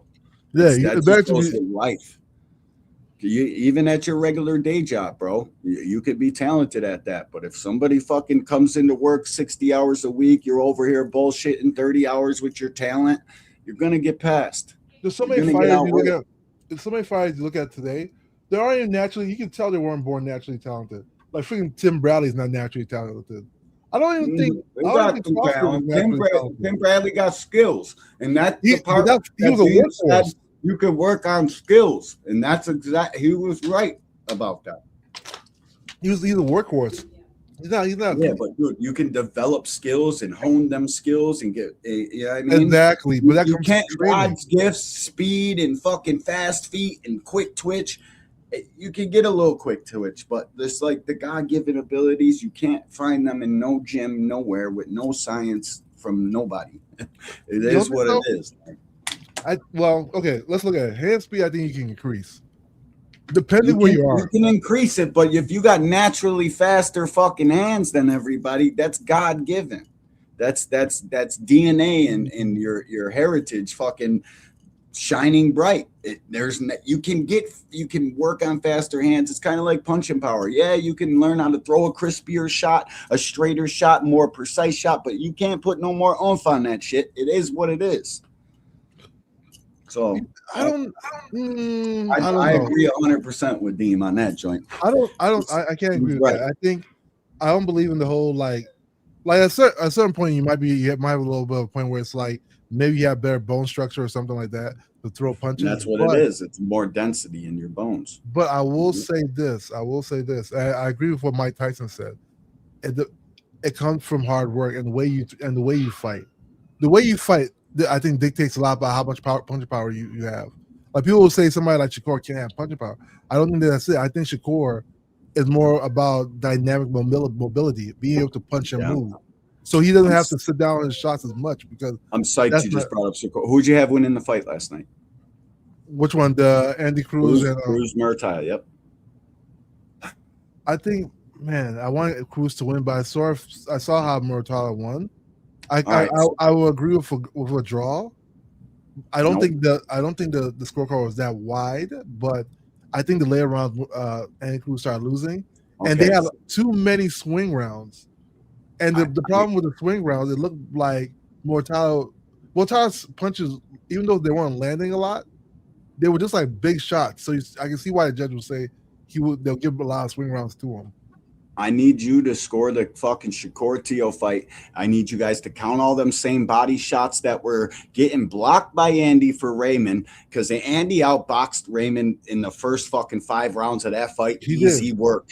The first round is not worth or less points than the 12th. People fucking always put that, like I heard Sergio Mora and fucking Chris Mannix say, but in the championship rounds, fuck out of here. That 12th round is worth the same as the 5th, the same as the 3rd, the same as the 11th. The guys try to fucking sprinkle shit on. Bozy did a hell of a job coaching Andy Cruz last night, and he should have got the fucking victory. I mean, I feel like Philly took 2 L's last night. They also with that. They robbed it from Cole. They really didn't take 2 L's. That's the business of boxing. Stealing big fights. Stepper. Big Stepper. That kid's a fucking ass. Fucking hot ass. Now I literally get off the couch, fucking a weight class below that man, and fucking pick him apart. These guys got such fucking low fight IQs nowadays. It's fucking ridiculous. The Callum Walsh kid, I'll knock him out. He beat my friend Kwame, though.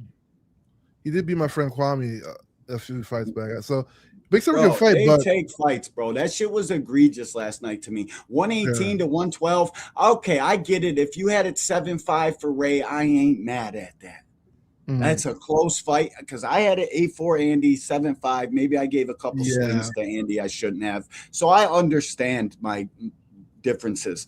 But bro, Sergio Mora needed to be removed from the broadcast last night. He was drunk. He was sucking Raymond's dick from halfway across the fucking building. It was ridiculous, bro. It was trash, bro. They just do that shit every fucking fight for the guy who can possibly sell tickets over the guy who can't sell none. That's what that shit's about. It's a fucking, they get in a huddle before the fights and they go over who the fucking A side is, who they should be emphasizing their punches, bro. It's all broadcast tricks. But no, you know what happened, D1? Let me explain what happened though. You have to think about how Andy Cruz does his counters. Andy Cruz is really fast. And he throws short shots. I think the judges weren't seeing those shots like the way we were seeing. I think they were. Mortala's punches are very visible. Hold on, bro. I got a commenter. Secret dance move. I know you're a fucking Shakur fan. You better be seeing that fight on Saturday the same fucking way you seen this fight then. How did Andy not win? Judging by the 4 criteria of boxing. Where are you from, Secret Dance Move? What part of the country do you reside in? Probably, I'm willing to bet it's California. But yeah, I think so. Like, if you consider how Andy Cruz is countering, he throws really fast, like mid-range punches. You know, I don't think the judges were seeing all the punches Andy was throwing. See ya, secret dance move. We'll catch you the next time, because you ain't gonna tell me what the fuck I can and can't do. This is my shit. Yeah, I don't think they were seeing all those. See, I'm not mad at this. Rocco says I thought it was a draw. Andy still hasn't established his identity yet on what type of fighter he wants to be. Yes, I agree 100% with that. I don't think both Andy is in a hold up. Andy's in a weight class too much for him. He can fight. He can get down to 130, no problems. Bozy said he shouldn't have been up there with the Raymond Murataya is a fucking welterweight. He's fucking huge. Do you see how long his arms are, bro? He can guard his entire body up to the top of his fucking head. He's huge, bro. There's no fucking way that this man with a 72 arm reach shouldn't be at welterweight, bro. Bro, I'm not mad at nobody that said Raymond won a close fight or it was a draw. But, bro, I had Andy winning 8-4. Maybe I gave him a swing round or two too many. I'm not mad at any 7.5s. 118, 110s is crazy. I'm not. Salute. See, I'm not mad at that. I'm not mad at that at all. You know, you like pressure. But you know, it's a close fight, so swing rounds could go to anybody. So even no. Swing rounds don't go to anybody, and that's where I fucked up. I'm glad you said that. Swing rounds go to the champion. Yeah. In every championship level fight, that's where the term you have to beat the champion. That's where that comes from. You have to actually, no doubt, no swings, make it fucking do its thing. Yeah, you know. You can imagine why the scorecard could have been wide at one point, because there were a lot of swing rounds at that time. So I'm not even mad at the scoring at the end of the day. I don't agree with Andy Cruz going to 130. I think he should stay at 135. What's 130 gonna do for him? Like, who? He's gonna fucking fight in a division where he can actually fight him. Yeah, but even if he gets good, like, people want, like, 135 is a harder division than 130. William, I don't know if you went in the right. I think you went into the fucking wrong chat, William, because I'm literally paying attention because the link is pinned. If anybody want to come up here and talk their shit, it's an open panel. But I'm literally got my eyes on it. I didn't see it back there, bro. But I could have done me. 135 is a better division. There's nothing at 130 for him, you know. Like, he becomes undisputed at 130. It's not like he got his ass whipped by Muratala. No, it was a very that fight was a freaking. I would like to see it again, bro. That fight was a banger. Yeah, and that was a very hard fight for both those guys. It was high level fucking fighting, Murat. High level. It was a thing of beauty. Like, I love boxing when a pure boxer and that pressure fighter go at it. It's the best style clash you can get. Like, what's up, William? What's up, William? Rob, I don't give a fuck what y'all say. I could only find 4 rounds to give Murataya, bro. Yeah, but a lot of those rounds were close though. And like they were close. But let's face it, dude. They were sitting there. Look at one of the fucking scorecards. It was like out of the fucking. They were out of their fucking mind. But if you give all the swing rounds to Murataya, that's how that happens, though, right? If you give, but he didn't deserve all the fucking swing rounds, dude. Fucking look. And they weren't all swing counting. I could tell you what they were counting, just like they always do. They were counting missed fucking punches. Yes, yes, and that's what I'm trying to. That's what I'm saying, bro. I'm like, they better keep the same fucking energy next weekend for Teofimo, who is the champion. Teo is the champion, not Shakur Stevenson. We don't give Shakur the swing rounds. I'm glad that this happened like this, so we can set some ground rules for next weekend. Now, Hack, here's where I needed you to get upset, because if that would have been Devin or Shakur in there, they would have got the fucking win. Oh yeah, if they were going against the champion, they no, Hack. Hack. We watched Shakur get in there with freaking De Los Santos and do nothing and got a win. Andy Cruz deserved that fucking win. Nothing though. In your line of thinking, the way you think about Devin and Shakur in their fights, you should be upset because Andy Cruz didn't win. I'm not. So here's the thing: it was close. So like, I want Andy Cruz to win. I 100% want him to win, but when you have close fights, you can't call it a robbery because it's swing rounds. I didn't say it was a robbery. Yeah, Like I understood it. So while I was playing the D1 was Andy Cruz's shots are very precise, but they're also very fast. Versus he had the cleaner punches in the fight. He had the cleaner punches. Absolutely. But Andy was tagging you boy up all fucking night, dude. But remember one thing, the judges are also older people, right? They can see Mortala's shots way clearer than they can see Andy Cruz's shots. Listen, bro. That's the thing. Bro, I can tell when somebody's punching arms and gloves, Hack. I can see it. I ain't blind. Man. Yeah, bro. Listen, bro. All those Andy was fucking getting his work off, getting his guard back tight, bro, blocking all them body shots. And all I kept thinking is, man, me and Dank just got into it over block punches, basically. Fucking like, bro, everybody, all the Shakur fans say none of them punches were landing. But now for Murataya, all of a sudden, all them punches are landing. Why? Because he's not in the same defensive fucking stance as Shakur. No, he was getting hit too, though. Your love for the fighter is what determines that. Your fucking emotional connection to said fighter is what determines how you score fights. You fucks. You're not honest about it. I think Andy Cruz. I'm not a fan of Bozy and Andy Cruz combination. I feel like I'm confused. Is he a Cuban fighter or is he a Philly fighter? I can't. He goes from one to the other. Like, it was very confusing, you know. I think I really want him to go to a Cuban coach. Logan, salute, my dog. Is that you? You in the same, but you go into a different. No, actually, Hack, I think he does better with Bozy because Bozy's trying to get him out of that fucking amateur style, and it works for him. But when Rocco he was doing Rocco said Andy did better against Murataya than Devin did against Loma. No. Devin finished around the last round strong. Salute, bro. Salute. Devin finished the last round. Andy lost the last round. He was cooked the last round. The last round. What about all the other rounds where he was beating his fucking ass? Mm-hmm. I don't think they were just so close. It was so close in rounds to tell. Like, it really wasn't. Go back and watch that fight, dude, and sit there and watch all of them fucking missed punches Murataya had. Yeah, he threw out of 10 punches, maybe 1 or 2 actually landed. Yeah, you know, I have a good eye for. J-Man says close fights are not robberies, and that's a fucking fact. And I have a good eye for who's winning the fight, but I can't tell, bro. At one point, I was like, God damn, that shit was wild. Because it depends what you're looking at. Because Andy Cruz, like I said, he was scoring cleaner, but he's also really fast. The judges are okay. What's the number one criteria of scoring a boxing match? What is the number one thing? Effective punches. Okay. Effective aggression. Andy Cruz was fucking, they were fighting Andy's fight. Andy was fucking using footwork to set traps and fucking hard counters. Yep, he was showing defensive prowess. Mm-hmm. All Raymond Murataya did is put the earmuffs on and march forward. I think Andy Cruz should do is do a Lomachenko, get another big fight at 135 and try to win that. You know, Loma's went through the same thing. That's what I would try to get if I was fucking. It's not that bad. It's not really a big deal because only a 7th fight.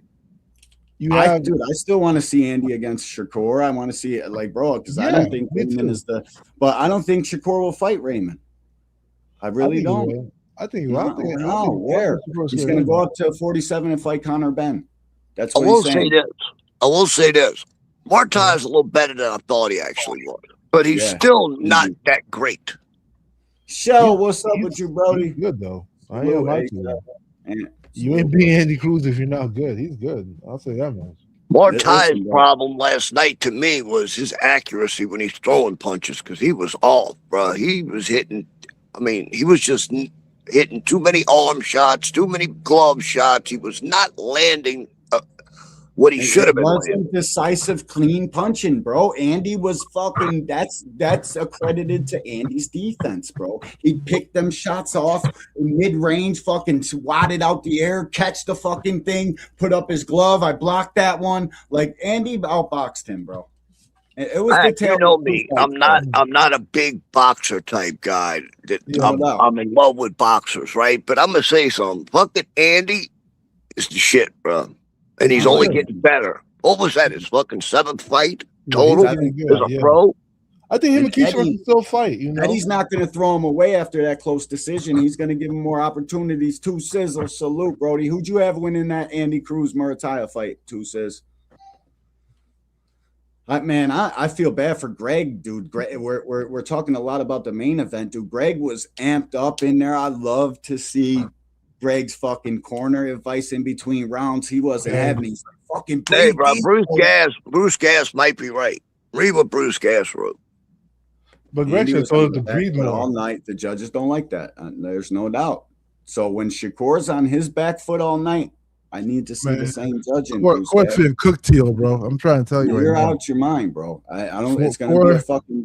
It's gonna be a close fight, bro. I had it a draw, and that's probably the best decision that could have happened last night. If they would have just called it a draw and let him run it back. This rematch room, right? That's what they call Eddie Hearn. That's what I would like to see, man. I just think Andy pulled it off. Like the 4 criteria is his defense was sharp as shit. You can't, bro. We gotta be honest about it. Like when me and William are the same. We like the guys that press the action and go to. The problem is, like William said, Ray just wasn't landing no fucking punches. Really, the first 8 rounds he didn't land shit. Yeah, he didn't land a fucking maybe 1 or 2 solid punches, but that's it. If people are counting his body, I would have been more than happy to give fucking Mordecai his fucking glory if he would have been landing punches. But the fact that he wasn't landing punches, I'm not giving him rounds when he's not deserving of them. But they're all gonna lock horns. Don't worry. So if Shakur ends up coming back to 135 and fighting Mordecai, I'm sure Shakur doesn't mind fighting. So I hear KEYSHAWN was all jumping up and down. Yeah, I didn't like that. Huh? Yeah, I didn't really like that. I feel like you can't. Oh my God, I didn't see that. Where can I see that? Let me go get that. How about since KEYSHAWN was a laugh and joke and all that shit? How about he get in the ring with Andy Cruz? KEYSHAWN responds to Andy Cruz. I gotta see this, bro. KEYSHAWN jumping up and down. No, KEYSHAWN was all happy and shit. Fucking Andy Ball. KEYSHAWN post Andy Cruz fight or something like that. And Two Sizzle, yeah. I agree. None of his work was popping off the screen, but he definitely was defensively way more sound than Ray. He landed the cleaner fucking punches, bro. There were no devastating punches, but he did hurt Ray like 2 times in that fight. He just doesn't have a killer instinct. Andy definitely had the cleaner punches to me. Andy gassed out, man. Andy gassed out. I don't think Andy gassed out, bro. He was out, bro. Top fucking shape, bro. Man, I got the 12th round was there. It is right there. Oh my God, KEYSHAWN, you are fucking. This is crazy. Put the volume. Crazy work, Key. Crazy work. Unbelievable. Tell us you're scared of the man without telling us you're scared of the man. Yeah, won't get in the fucking ring with the man, but you're gonna do that dumb shit. Yeah, you gotta fight him, man. Will not get in the fucking ring with this guy for nothing. Over here celebrating belt to ass because the guy lost a fucking decision that was fucking super close. That's the kind of shit I don't like about KEYSHAWN, but I like KEYSHAWN. I think he's coming, bro. Yeah, he's on his way. I think Andy whoops his ass, bro, in the rematch. So? Yeah. It's a good fight. It's a real good fight. Andy's so accurate, bro. I was impressed with how accurate he was last night. He was just picking shots, bro, and picking shots. He was tagging fucking Mordecai all fucking night. He was, man. He landed the cleaner punches, but for me, I watched the last Andy Cruz KEYSHAWN Davis gold medal match, and I thought KEYSHAWN won the fight. Andy won it maybe by like a hard punch that was clean, connected with KEYSHAWN. But I thought KEYSHAWN won, and I think in the pros, his style is a more pro. But now that Andy's with Bozy, that changes a little bit. So it's a fight I gotta see, man. I'm not throwing it away. KEYSHAWN, you don't get credit for Raymond's win, buddy. You don't get that. We're not doing that. Bruce, I don't need to fight him now because he lost to fucking Ray when it was a close contested fight. We don't do that. We ain't doing Bruce, that. I get what you're saying, dude, but I'll look at it like this. If Mordecai can cut the ring off all he wants, but if he's not landing punches, dude, I'm not giving him rounds. Yeah, you're cutting the ring off. You're just not completing. But I mean, Mordecai was landed too, though. It wasn't like what's his name? Where did he land a clean fucking big headshot? What it took him to the 8th round? Man, we can rewatch it here. You know that shit is crazy. I'm about to get off here in a little bit. I got my grandson coming over, and then we're watching the game together. You know me, D1. I want Andy to win that fight. I really want him to win. I know you did, but listen, bro, I got to be honest. It was a close fight. I gave it to Andy, bro. I thought Andy fucking had the cleaner, more effective punching throughout the entire time. And I think Andy should just do what Lomachenko did. Lomachenko lost to a lower level fighter, and he still ended up getting a title right after. If I'm Andy or Raymond, you can't be happy. Or run it back, yeah. I don't think Raymond's gonna take that fight back. Bro, like that was as close as fucking Tank Roach, bro. Like you gotta run that back. Why does Tank gotta run everything back? Why does all these other guys gotta run back? Tank got draw, so I think that's why he has to run it back. With the Mexican dude, everybody's just like fucking hear no evil, speak no evil type shit. Nah, dog, he's not gonna give them that guy. That guy was dangerous. He's not gonna give him a rematch. You know, I know he's not because he's a bitch. That's over with. I wouldn't say all that. He did. I know it is. And Robert Garcia is the most overhyped coach I've ever seen in life. He be winning though. Yo, because he's got every fucking fighter that side of the Mississippi fight for him. He's got about 200 fighters under his stable. Of course, he's got all these fucking great wins. Everybody just goes to him. His fucking advice sucks in the fight. I mean, okay, y'all tell me that he's some fucking legendary fucking trainer, bro. People pay for his presence, and that's about it. Compare it to Bozy, right? Bozy, I mean, Boots is winning, right? Besides Boots, who else is winning in his stable? Hacker, I'm gonna throw you out of here, buddy. No, no, really. I don't know. Hack, please, bro. You can't say that to me. Now you're gonna act like Bozy is some overhyped trainer. I'm not. I'm not saying that. Down to guys who actually do this shit and fucking know what they're doing and know what they're talking about. You sound crazy, bro. Bozy is a damn good trainer, bro. He was giving Andy solid advice throughout the fight, bro. I'm gonna tell you the truth. What he needed to hear. You got to go get his ass. I'm gonna tell you the truth. I like Bozy for like American style boxers. I don't like him for Cuban style boxers. I think Andy Cruz. You want the Cuban to go out there and buy time and fight like Cubans. To go out there, buy a little bit of time, smash a dude with a counter, and get the fuck out of Dodge. I want Cubans to fight like Cubans, bro. You know they're there for a reason. They ain't at your gym asking you to tell them how to fucking throw. No doubt. I'm just saying. For me, when it comes to like Andy Cruz looked like he had two different styles. Yeah, he was switching back and forth. Look like that. From I understand. I didn't like that. I think he preferred your current style.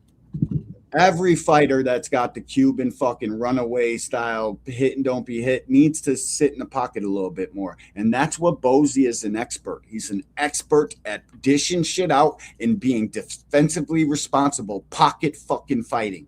That's what Bozy Ennis is. Right. He don't want fans to be leaving the fucking arena because you're out here buying fucking time. Nah, dog, we got to put some punches on your bitch ass because how you win fights is clean, effective punching. Kwee, hey, my friend. Y'all go subscribe to Kwee, man. She talks about real life shit, y'all. Where's Kwee at? What's up with you, girl? Salute. Go subscribe to Kwee. Salute to you. All right, let me see what KEYSHAWN talking about in this video, man.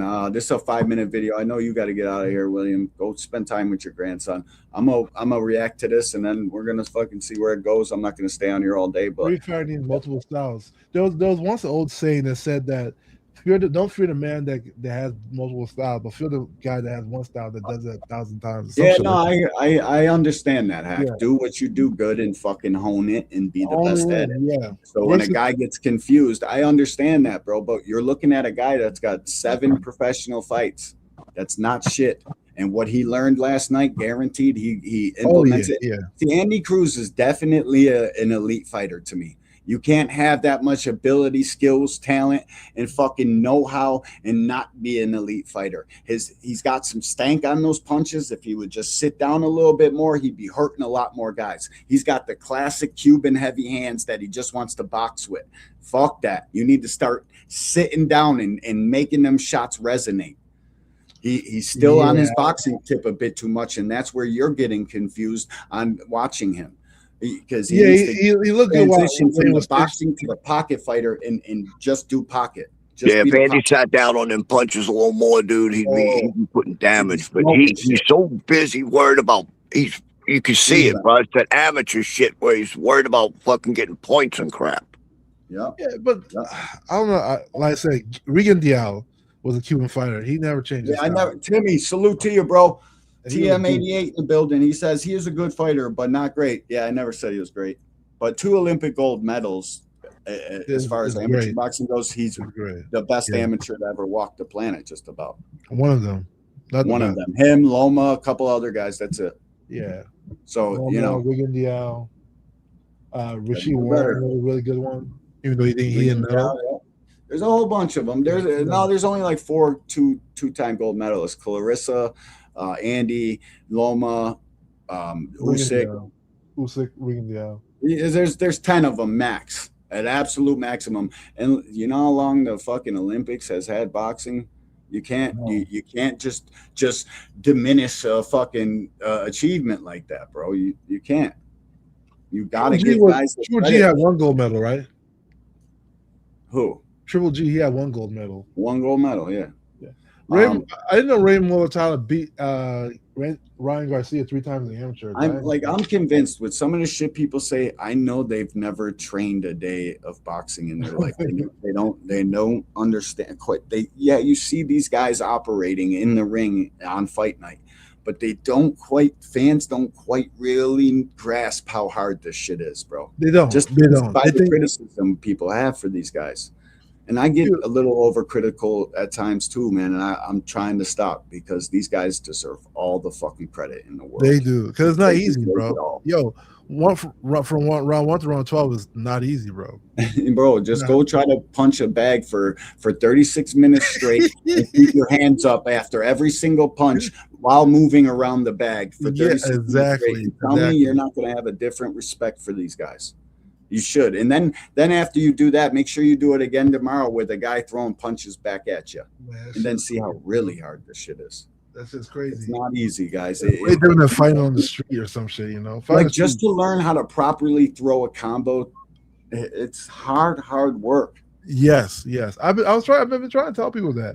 Like even like knowing how to like position yourself, let your hands go in the ring. It's all complicated. It's fucking very complicated, bro. And I'm dumbing it way down by saying go see that, go do that. Bro, you guys people have no fucking idea, man. These guys deserve to be fucking crowned kings just for fucking fighting for a living.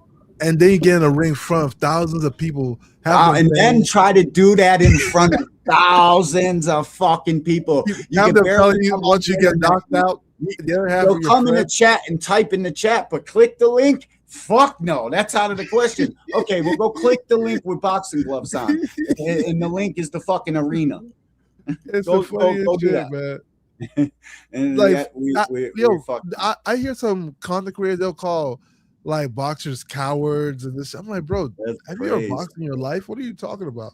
Yeah. There's not one guy who steps in that damn square circle who's a coward, bro. You can't be. You're not wired the same as a regular human. You gotta be prepared to take normal a shit punch in your teeth, bro. It's a different type of fucking human being. People are scared to click links, like I just said. A lot of people are scared to even type their fucking opinions in chats. Hey, Gray, what's good? It's crazy. Fucking shit, guys man. are real life modern day gladiators, man. I just want them to get fucking. Hey, bro. That fight between Shakur and freaking De Los Santos, that didn't scream bravery at me, hacker. That was brave. What are you talking about? Shakur still won. Shakur's hand was messed up. How, dude? I'm gonna tell you this for the last time.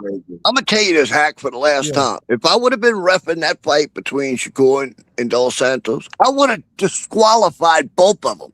Yeah, no, I would have disqualified De Los Santos too. Shout out to Big Dre with the $5. But not fighting, that's why. Shakur landed more punches Guys. Shout out to Big Dre with the $5 in the super chat. Thank you for your support. Shout out to the super chatter that barged in on the AWM boxing podcast, like Bakram Murtazaliev barged in on the US boxing market by knocking out an Australian and exciting the entire crowd. Sorta, but not really like your super chat. We fucking appreciate you. And support local boxing. It's local, it's boxing. No Excuse Promotions, and Maryland Live Hotel and Casino present a night of professional boxing that you don't want to miss. Friday, January the 30th at Maryland Live Hotel and Casino in Hanover, Maryland. Headlining in the main event, it's Brian Flores versus Starling Castillo. And in the co-main, Suleiman Segawa versus Rene Palacios. Also featuring some of your favorite DMV fighters: Francis Scarborough, Jordan White, Elijah Flores, Ben Johnson, David Whitmire, Trayvon Marshall, Jordan Roach, Jeffrey Yu, Dwayne Holmes, and Irvin Fuller. It's one night, one ring, no excuses. So don't think, don't blink. Get your tickets now so when the bell rings, you'll be there. Tickets are available at the Live Hotel and Casino box office or online at axs.com. Shout out to you, Big Dre. And on the next one you do, the next promo you do, send me the voiceover and I'll put some visuals to it for you, bro, so we can make it into real commercials. I'm surprised No Excuse didn't Jordan Roach the headliner for that fight. They made Jordan the headliner. They didn't. I'm surprised they didn't, because isn't that from No Excuse Boxing Gym? That's the Roach's boxing. Yeah, but you got to put the right guys in the headliner. You got to have exciting fights. Maybe his fight isn't too exciting, or he ain't really caught the fucking imagination of the crowd yet. They know what they're doing, man. But I hear you though. I was just surprised. Like, I expect them to put like No Excuse, one of the Roaches as the headliner. Yeah. Shit, dude, they fucked up the last time they had Scooter Davis on their card, which was probably the most. Yeah, he wasn't even on the television portion. It was fucked up. Scooter's my dog, bro. I'm gonna promote that kid as long as he fights, bro. That's my guy. Scooter's nice, man. Fucking real one. Oh yeah. So I was shocked. And he's a good brother, man. All right, guys, y'all have a great day. I'm going to get ready for this kid to get here. All right, old school. All right, OG. All right, let's see what's up with this. Appreciate you, OG. That's my guy, bro. That's my fucking OG right there. He's a real one, bro. Real as they come. So is Big Dre a real one? I spend a weekend with Big Dre. So Big Dre, next one you got, the next voiceover you got, we'll link up and put some real visuals to your shit and make it more playable for all parties involved. You know what I'm saying? So just give me a text, Big Dre. Salute to you, man, and thank you for your support. Fucking appreciate you. Yeah, I did see that with John. I gotta play. Hold on. I gotta play one more knockout. I forgot about yours.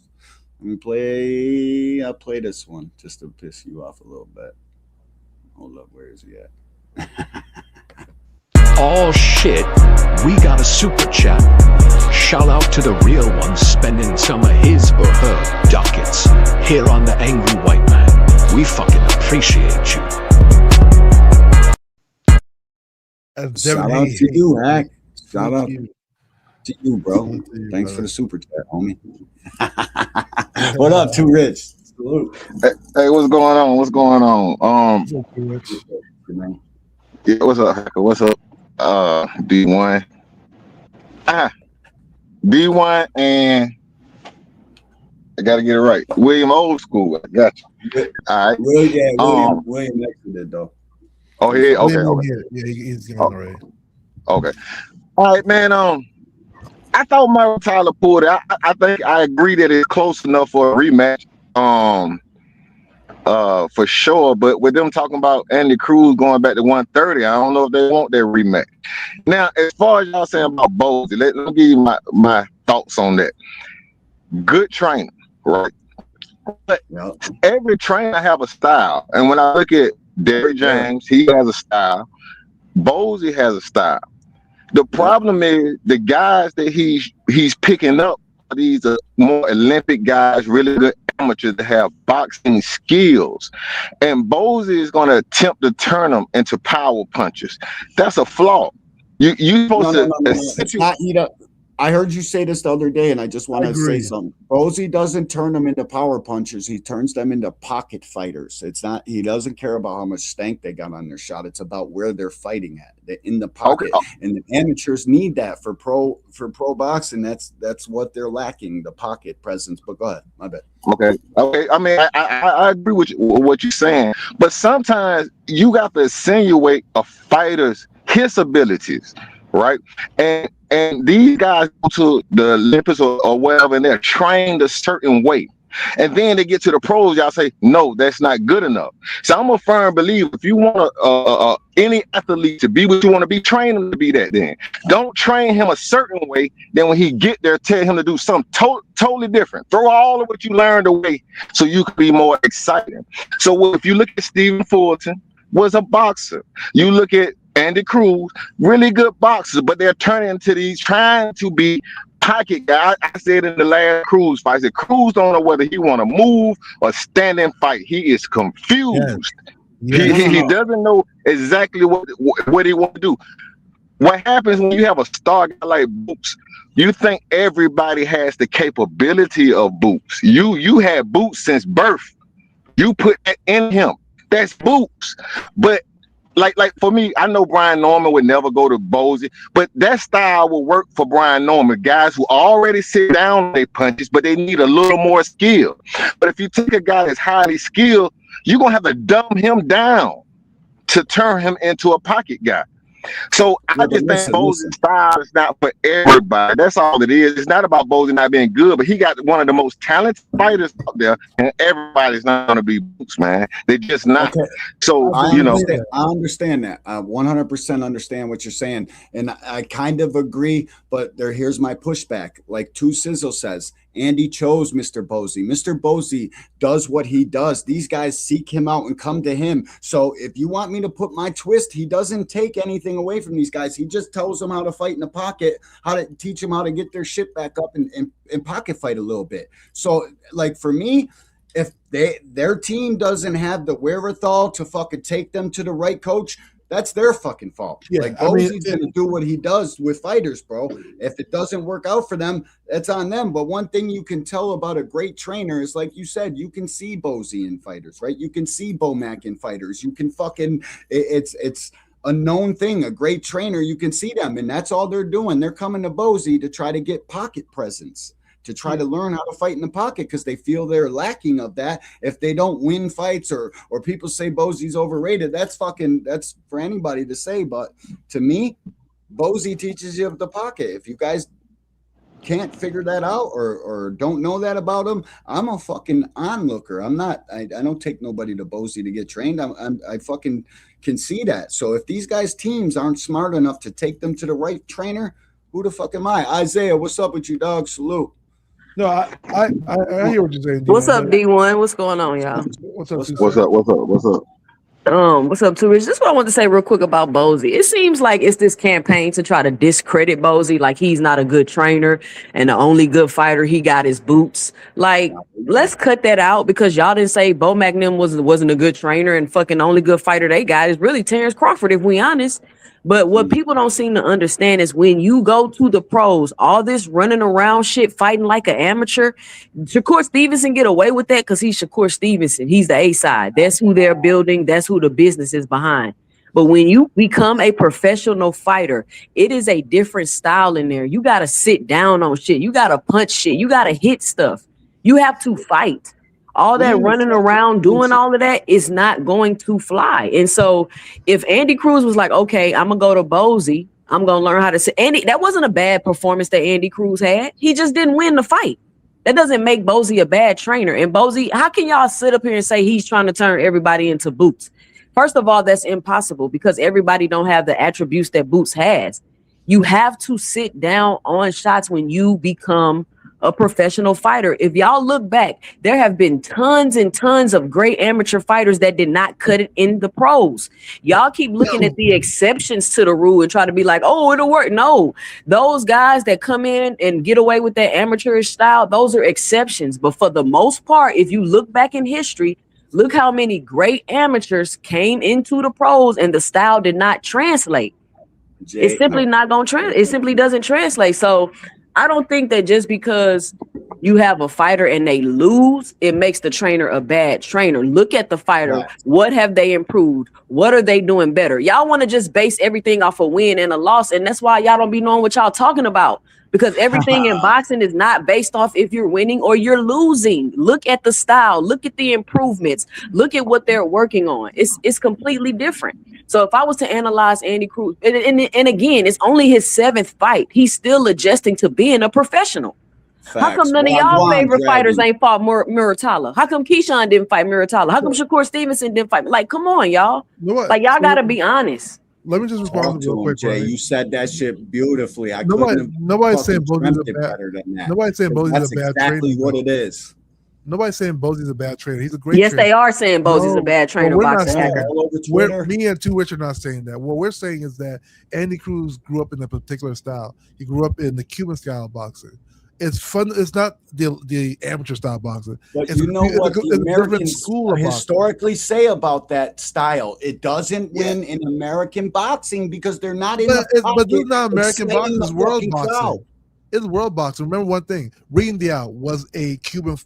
The way Regan Diao was world boxing, they'd be boxing in the fucking UK or in Japan somewhere. How come they're not? They're in America, bro. That's what it's us.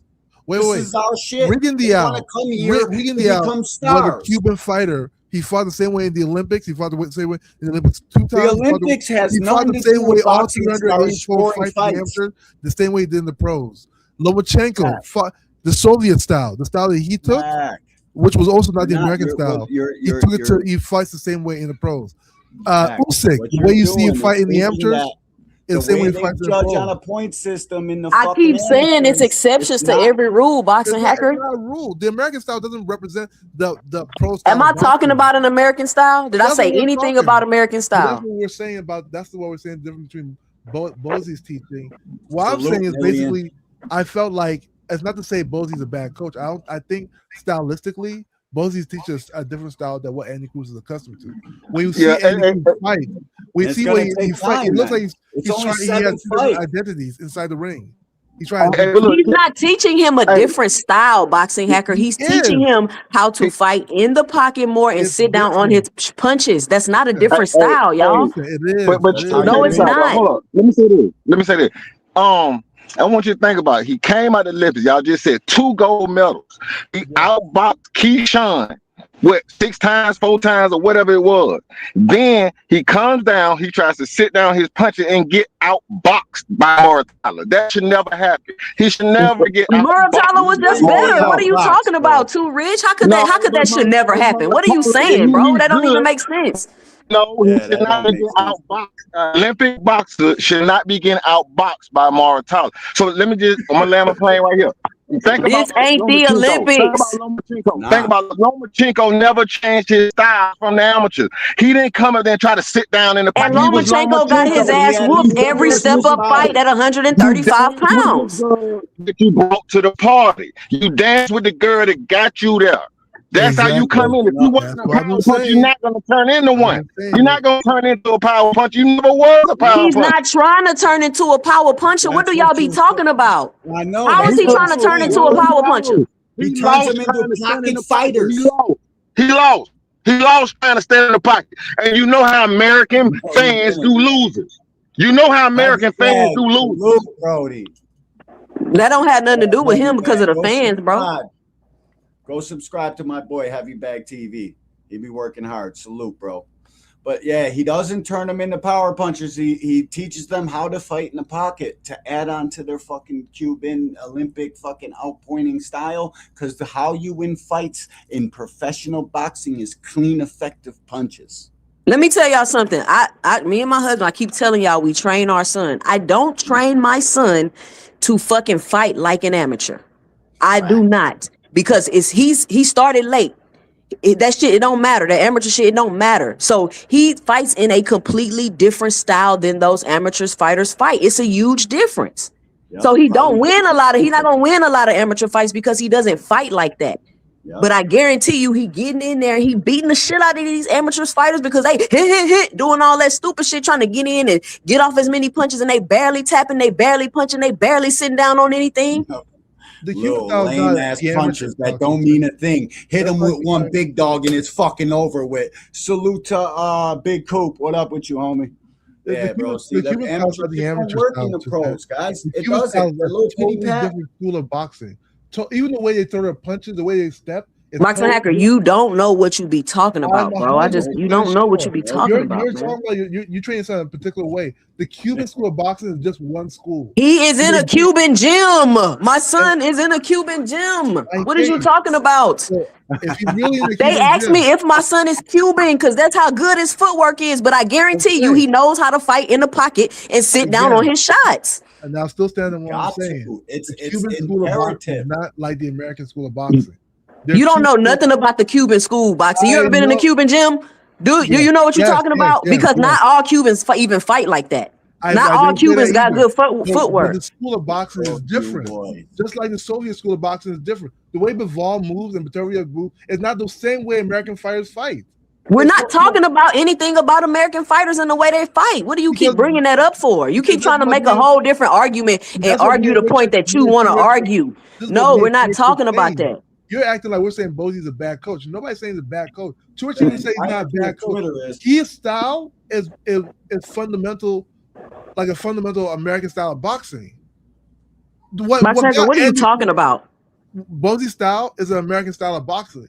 What got Andy Cruz all the world it's the Philly style. Yeah, what got Andy Cruz all nobody's talking about that. People don't look at it the way you do. You keep talking about fucking points and Soviets and pendulum. You keep trying to change what we talking about it to argue your point. No, we're not talking about that. You're trying to say that me and Stuart are saying that Bosey's a bad coach. Nobody's saying he's a bad coach. I didn't say y'all said that, Boxing Hacker. That's what people are saying.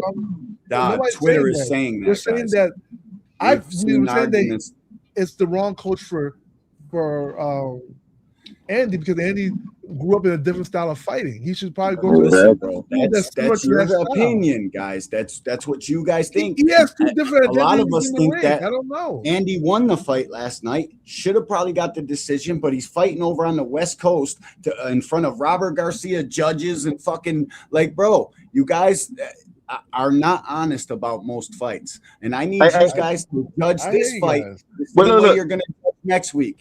Them body shots that were blocked by Andy, when Core gets hit with body shots and blocks them shits, we're counting them. Hey, we can agree on this. Stephen Fulton in his biggest moment, he lost. Andy Cruz. What the fuck does that have to do with Bosey? Andy Cruz in his biggest moment, he lost. Hey, you are what your records say you are. Now, when you look at Robert Garcia, all those guys on Robert Garcia fight different. And he insinuates each style according to what they do best. That's all I'm saying. I'm not saying nobody good or bad. I think if you have more guys that fight different, style, if you got Bam and fucking Ray that fight different from the rest of the pressure paint. All I'm saying, if you got an in the pocket style, Bosey is good. Derrick James is good for that. But if you more of a boxer, you got to go to somebody who's going to insinuate combinations. Obviously, he went to Bosey to work on fighting in the pocket. What y'all don't understand? It's two ways that I don't hear nobody talk about it, claim they know boxing, and to insinuate power. One is to just have power, right? It's easy. But the next is combination punching. And when you got all these guys, I don't care what his tank, I don't care what power punch you want, these guys don't punch in combinations. They try to go one shot to get you out of it. If that shit don't work, the fight is close or they lose. Tank don't punch in combinations. You're not gonna tell me that's a better style. Y'all like it because you're casuals. I get that. But I'm saying, we're talking about winning the fight, you need fundamentals. You need fundamentals. Y'all always talking about something different to sound right. Yep. Y'all always talking something different and making a whole different point to sound right. That's not what we even saying. That's not what we even saying. All I'm saying, I think Andy Cruz needs to go to a coach similar to his coach in Cuba. That's all I'm saying. Okay, yeah, that's Cubans lose boxing matches because of that style. That's why they're evolving into the David Morrells and the Andy Cruzes, trying to fucking but I don't think David Morrell doesn't even fight like Cuban either. I don't know why I'm David Morrell. Because all Cubans don't fight alike. I don't know why people think that. Not all Cubans got good footwork. Not all Cubans, they don't all fight alike. That's just like a stereotype. It is, bro. David Morrell in his biggest moment, he lost. Trying to group them all together to use them for arguments and sound smarter than somebody, when in reality, they don't know what the fuck they're talking about. They don't all fight alike. Yeah. Like y'all shit on every fighter that lose, act like it's okay. Fight in the pocket, but lose, and it's okay. Nah. Who's shitting on every fighter that lose? Bro, I hope y'all. Who shit on every fighter that lose? Too rich. Too rich. Who shit on every fighter that lose? American fans shit on every fight. Every boxer they lose. What is Brian Norman to most people now? What is Brian Norman? I don't hear nobody shitting on Andy Cruz. Brian Norman to get you gonna fight Bowes because Andy Cruz lost? Is you gonna fight Bowes because Stephen Fulton lost? But if it's Brian Norman or Firestar, the father was never good and blah blah blah blah. I'm just saying. I already said Brian Senior. No, listen, it's the truth. Brian Norman Senior not a good trainer. That don't got nothing to do with him losing. I said that before the fight. He just not a good trainer. He was not good enough to train his son at that high of a level. That's the truth. He became a champion. That don't mean shit. Didn't he get elevated? No, he fought a hard fight to become a champion. Yeah. Okay, so that doesn't mean I don't think Senior not a good trainer and can't train him at a level to beat fucking Devin Haney. That has nothing to do with him losing. I said that before the fight. That's what I'm saying. Y'all got to stop this sentimental crime bullshit y'all be doing. Just be honest. Brian Norman Sr. was not a good trainer. I said that before the fight because all of the flaws that was being displayed by Brian Norman Jr. And I said everything he do, Devin Haney is going to fucking take advantage of it. You don't get your head off the line. Devin Haney has an excellent jab. How are you not fucking working on getting your head off the line and lunging in the shots when you about to fight Devin Haney? He's a boxer, right? He's a boxer. You picked Devin to win. I feel like you were as my judgment. Boxer Hacker, don't piss me off. Don't remember. I don't give a fuck what you remember. Don't piss me off. Go watch the video. I'm watching. Guaranteed was saying that shit. She said she picked Devin to win. I just don't remember her saying all that. I don't give a fuck what you remember. I know what I said. She definitely said that shit. I'll look it up. Definitely. She said that. She said it. I give her that now. Definitely said that shit, bro. Maybe I'm wrong. When people say shit and their predictions are right, bro, you got to give them flowers for that. I picked Devin to win. I've been telling people hang on. I've picked with my hate. I allow Brian Norman Sr. to get on this fucking internet, and that's a reason. That's a reason in itself that this guy. I told Brian Norman Sr. He made zero adjustments since the fucking Quentin Randall fight. This guy's out here on the internet 24 hours a day answering fucking commenters and going on live streams, worried about what people are saying more than what the fuck the punches are doing. But I don't like when people try to say Brian Norman Jr. isn't good. He's a good fighter. And Murataya is a little better. He's not as good as everybody was hyping him up to be. That's all I'm saying. Now I think him with Derrick James, I think he's going to be a lot better. Wait, so we're okay with saying that Andy's as good as we thought. We just lost. What's his name? Brian Norman Jr. No, I don't think Andy is not good because he lost. I think Andy Cruz got in there with an opponent on his 7th fight that was way more experienced, and Muratala looked better. I think this might be the best I've ever seen Muratala, to be honest with you. So it was a good competitive fight. Andy lose. How come none of the other top 35 pounders then fought this nigga? Like, what are we talking about? Yeah. Andy, that was a good performance. Listen, y'all act like y'all can't credit fighters with good performances just because they lose. Just because he lost doesn't mean it wasn't a good performance. Andy Cruz was been throwing combination punches. He was trying to one-shot Muratala, the guy who coming in with more power. You can't one-shot a guy who got more power. He was not trying to one-shot Muratala. That's never gonna work. What are you talking about? What do y'all be watching? Did you watch the fight? Yeah, I watched the fight. All I'm saying, combination. That's what he was saying. All I'm saying was he was focusing on sitting down on his punches. He was focused on that. Okay, cool.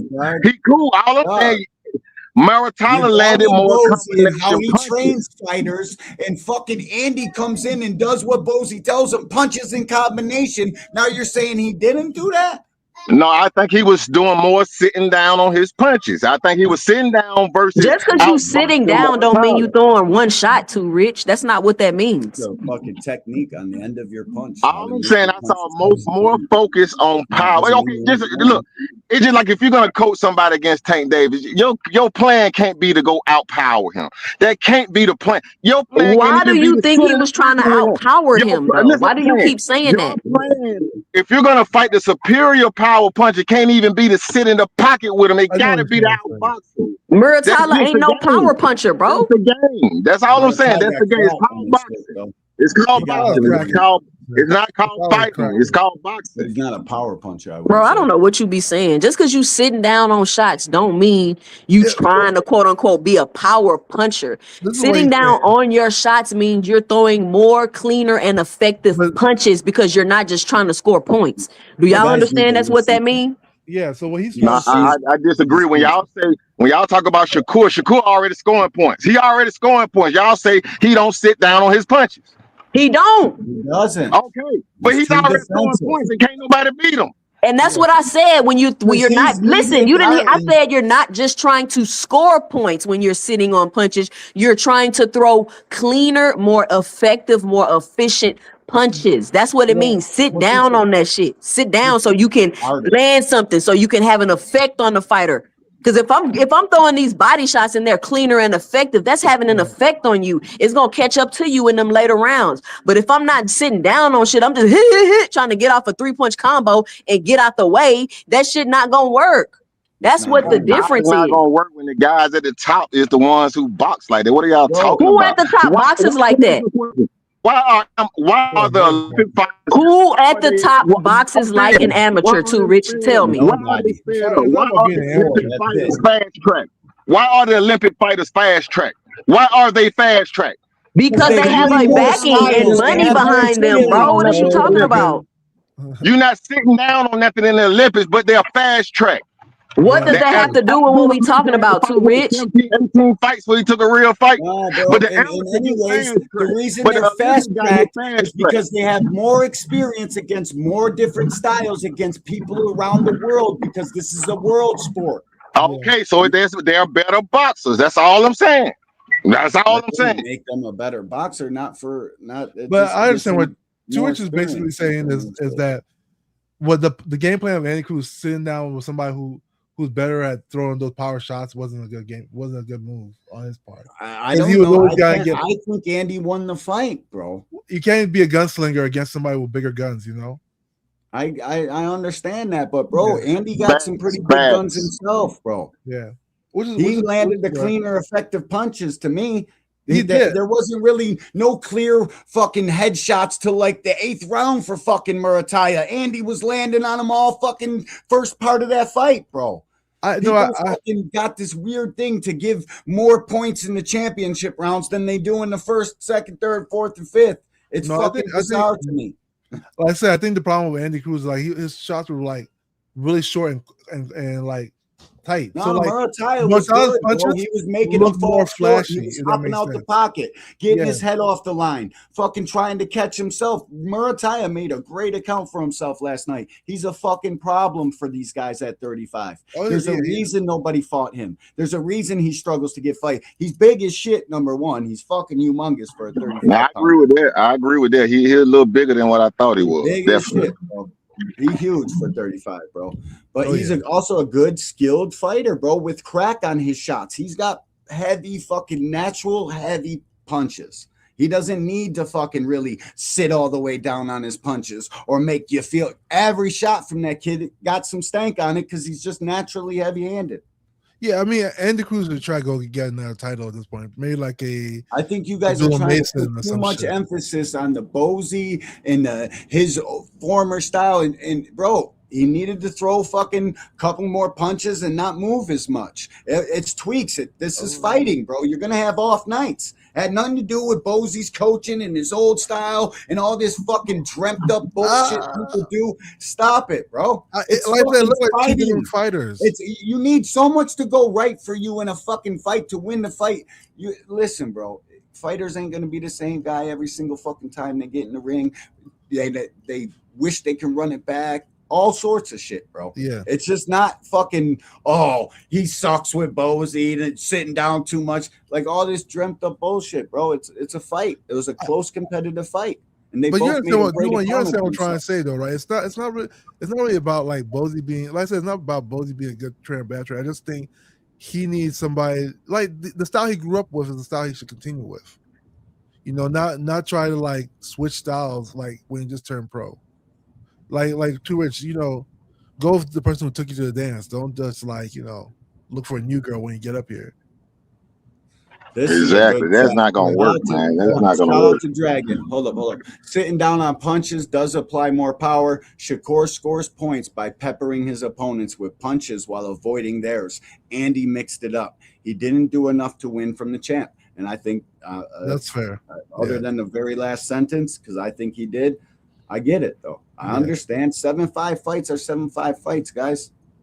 That is what it is, dog. It's a close competitive fight. Both guys fucking got their shit off. It's not a fucking science experiment. They should be running that one back. If you ask me. Mortal's never gonna take that fight ever, man. And for the record, I picked Andy Cruz to win because everybody know me. I picked the boxer over the puncher all day long. But I'm seeing that Andy Cruz is no longer the boxer. He's no longer the boxer. He was boxing, bro. What are you talking about? He was boxing. He boxed his motherfucking ass off. Andy Cruz that I know, the Andy Cruz that I know would outbox Mortala, man. Yeah, I agree with that. Yo, you want to know where the term the sweet science of violence, which got turned into the sweet science of boxing, you know where that term came from? Where? Pocket fighting. The sweet science of boxing takes place in the motherfucking pocket. You guys fucking thinking all this movement and amateur fucking point little pity pat bullshit punches, that ain't it, bro. The sweet science of boxing is not like a hit, D1.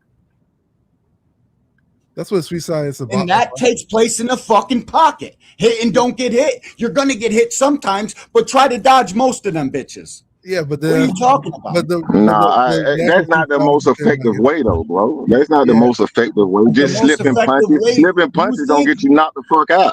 You know what your non-effective way is going to get? Nobody in the history of boxing to give a fuck about your fighting because you chose to fight in the style that was corny as shit. There's only been one guy who did it at the end of his career, which fucking will probably never be done again, fighting like that. For instance, let me give you an example, D1. If you're a tall fighter, you fight a short fighter, you shouldn't fight them in the pocket. You guess what I mean? That's not sweet science. That's crazy work. Shout out to Miss Van like Hooter. Fedora, and you're fighting some short guy who's like 3 or 4 inches shorter than you. You should not try to fight. You should fight them. I get it. We understand how to go about this shit. We get it, bro. But shout out to Miss Van Hooter. Andy just lacked experience. More fights for him. He will be just fine. Andy's gonna be fine. 100% factual information. He's gonna go back in the lab. He's gonna go back in the dungeon and perfect Bozy's craft even more. I believe he's gonna leave Bozy. That's what I think gonna happen. I sort of think so too. You guys are smoking dope. You don't understand what it is over there, bro. I don't know, man. Maybe you have no idea. Brother. I think they look like a family over there, so maybe he likes over there anyway. I guarantee, bro, he lost that fight by a couple fucking punches, if any. Because it was a good fight. It was a good fight. Over on that side thinks they won the fight. Yeah, no, it was definitely a good fight. It was a good fight. The bigger robbery was Jesse Hart versus Big Stepper. I think Big Stepper. That was a fucking terrible robbery. That was a whole Bozy and his gym fucking shit too. That whole top half of that car was all Bozy. Greg fighters. Khalil Cole isn't a Bozy fighter, but he fights for a guy that comes from Bozy's gym. Same fucking shit. I'm sick at Khalil Cole. That kid sucks, bro. No punches thrown, fucking chasing this dude around in straight lines. And you talked all this shit. Is Cole supposed to be up and coming? Yeah. Ass juice. That was a trash performance from him. He beat the star Cuban champion in the amateur, so they look at me. He looked like trash last night. He saw rope-a-doping a little bit though. He wasn't no fucking rope-a-doping. Get out of here, boxing. He sure did. That dude was tired as shit. He was good. In the last 4 rounds of that fight, he threw about 8 punches. Man, He threw like 4 punches around. No, I counted 8 in the last 4 rounds. Yeah, he was out of oxygen, bro.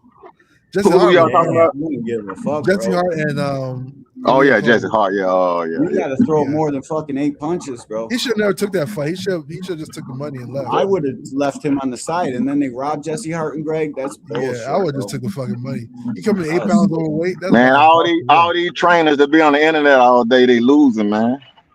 They be on the internet all day. Oh shit, you're diabolical, bro. Who's on the internet? Oh man. Hey, let me tell you something. Like what I'm doing, I'm working on a video, right? My first long form video, but it's about the biggest difference between Terrence Crawford and Boots Ennis, right? So I've been examining all the footage, right?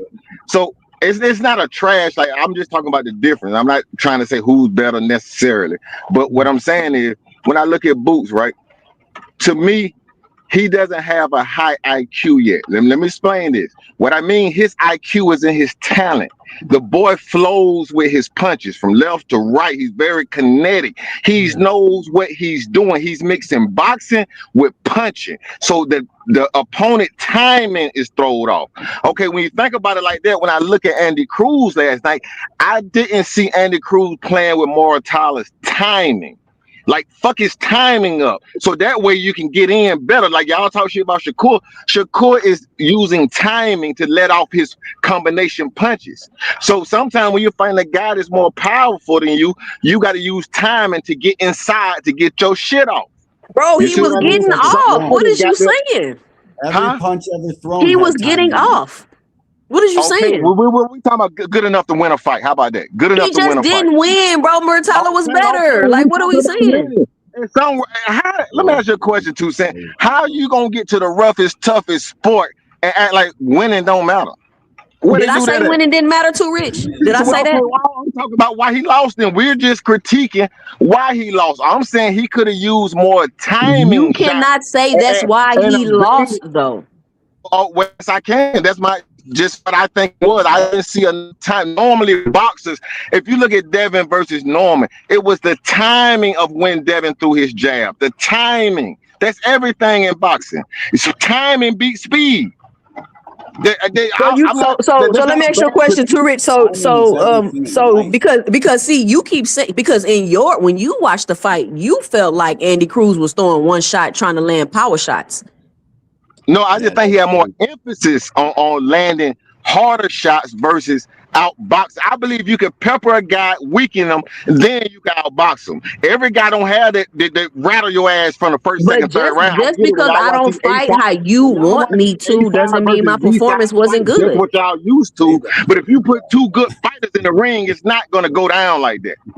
Canelo and Crawford didn't start fighting to the 6th round. Tank and Roach didn't start fighting to the 6th round, because when you got two comparable fighters, they gotta figure it out first. That's how championship fights go.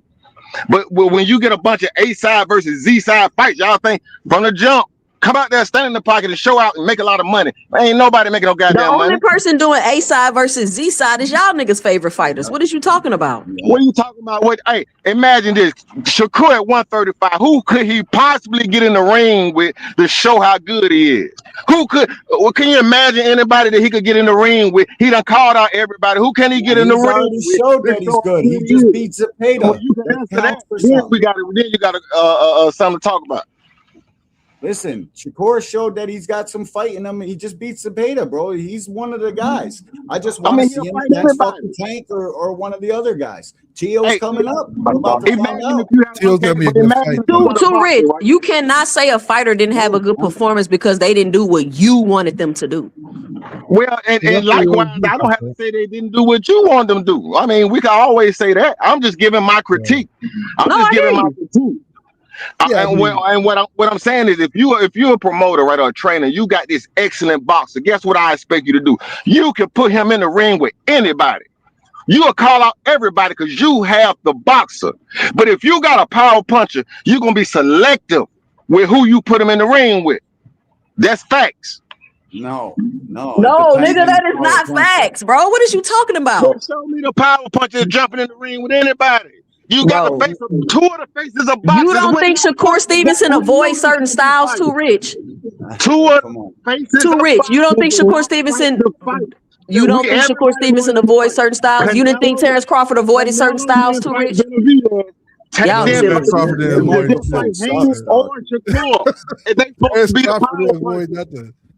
Yeah, you got a shitty connection, bro. We could barely hear what you're saying, bro. It's like your headphones are dying or something. Well, let me go out and come back in. All right. No Mo Sleepwalking with the $2 in the super chat. I appreciate you, homie. He says the sport is too subjective for us talking. Salute. And I agree with that. It's way too subjective. We need to have, to make up for the subjectiveness, we need to have in fight scoring. Like, we need to know what the score of the fight is. And salute to you and your super chat.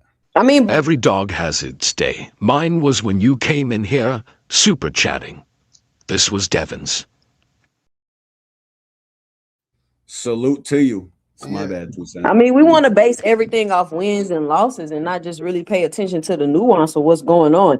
Is Andy Cruz getting better? Yes. Is he translating his style into more of a professional style? Yes. It's his 7th fight. He damn near still a prospect. He got time. He took a tough fight, the fights everybody keep crying about that don't nobody take, and he didn't win. He had a good performance, and he might be too small for 135, just like whatchamacallit was saying. He is. I don't know. I think he should stay at 135. That weight class makes sense for him. Yeah, no, you say that how does it make sense, Boxing Hacker? Explain that. How does it make sense? Because nothing happened at 130. And it's not like he was so far off. He's fighting above his walk around weight. Like Andy Cruz cuts like 6 pounds, bro. Yeah, that's not that he's below his one to walk around weight. That's good. It's 6 pounds. Stop it. There's way better fights at 35 than 30. There's way better. I hear that. I understand that. But if the man is, but if you're too small and you're gonna lose him, that shit don't matter. Yeah, bro. These guys are cutting from 60, bro. They're fucking at walk around. They're middleweight. Cutting down the lightweight to outreach these fucking guys. I mean, Shakur's not no 60. I mean, come on. Tank's not no what? 60. Murataya is 165 pounds. Yeah, but that's one person. I'm saying he should still fight 135. Shakur definitely walk around at 160, bro. Stop it. Shakur does not walk around. Our fucking Shakur Stevenson is cutting quite a bit amount of weight. Come on, D1. You look at that kid and tell me he's not cutting weight. Everybody's cutting weight, but he's not cutting that much weight. No. Yes, he is, Boxing Hacker. Shakur's not a big guy. Yes, he is, Boxing Hacker. Just because he says it, look at the nigga. What's wrong with y'all? That's because he's working out. He hasn't started. Bro, he's a big guy, bro. He isn't. I don't know why you think that. Because I see him. He's a because I see him. You look at physically put my eyeballs on the fucking screen and look at the kid, and I seen Bud Crawford peeling back his fucking shirt, looking at the size of his shirt. That's how big the kid looked. He's just as big as Terrence Crawford. Fucking, what are you talking about, bro? He's not just. Yo guys are wild. I mean, he is now, but he hasn't been looking that big. He looked that big now. I give you that, but he hasn't been looking that big. Y'all. Like, you look at the guy because muscles are pumped, but he's not naturally. Boxing Hacker, just be quiet, bro. He isn't. I don't know why y'all think this. This guy just came from 126. He's not that big. He didn't just come from 120. How long ago did he fight at 126, Boxing Hacker? He came from 135. He makes 135 easy. You never see guys. Shakur makes 135 easy. He never struggles to make 135. That don't mean he's not a big guy, Boxing Hacker. Yeah. Well, what? You could cut 15 pounds easy. So you think Shakur Stevenson hydrates to 146? Nobody said that. Here you go trying to make up another dumbass argument. Nobody said that. The argument is he a big guy? Let's stay on topic, Boxing Hacker. I'm not letting you get away with that shit today. Man, everybody cuts weight, man. Everybody cuts weight. Some guys take it a bit far, bro. You know it. Everybody cuts a little bit of weight. Man, why y'all just can't be honest? God, you gotta try to act like Shakur's as big as Terrence Crawford. We're not doing that. Let's stop the cap here, please. He's damn near the same size. His fucking chest is huge. His shoulders are broad. What are you talking about, bro? He just going to get the picture now. All right, just give me a second. Come on, guys. Come on. You're out your mind, bro. We do this to you every time because you argue the dumbest fucking shit. You're looking at a picture because he's lifting and working out. Video evidence, damning whatever the fuck you say all the time, bro. Bro, if you go to the gym and lift and work out, your muscles are gonna be pumped. Exactly.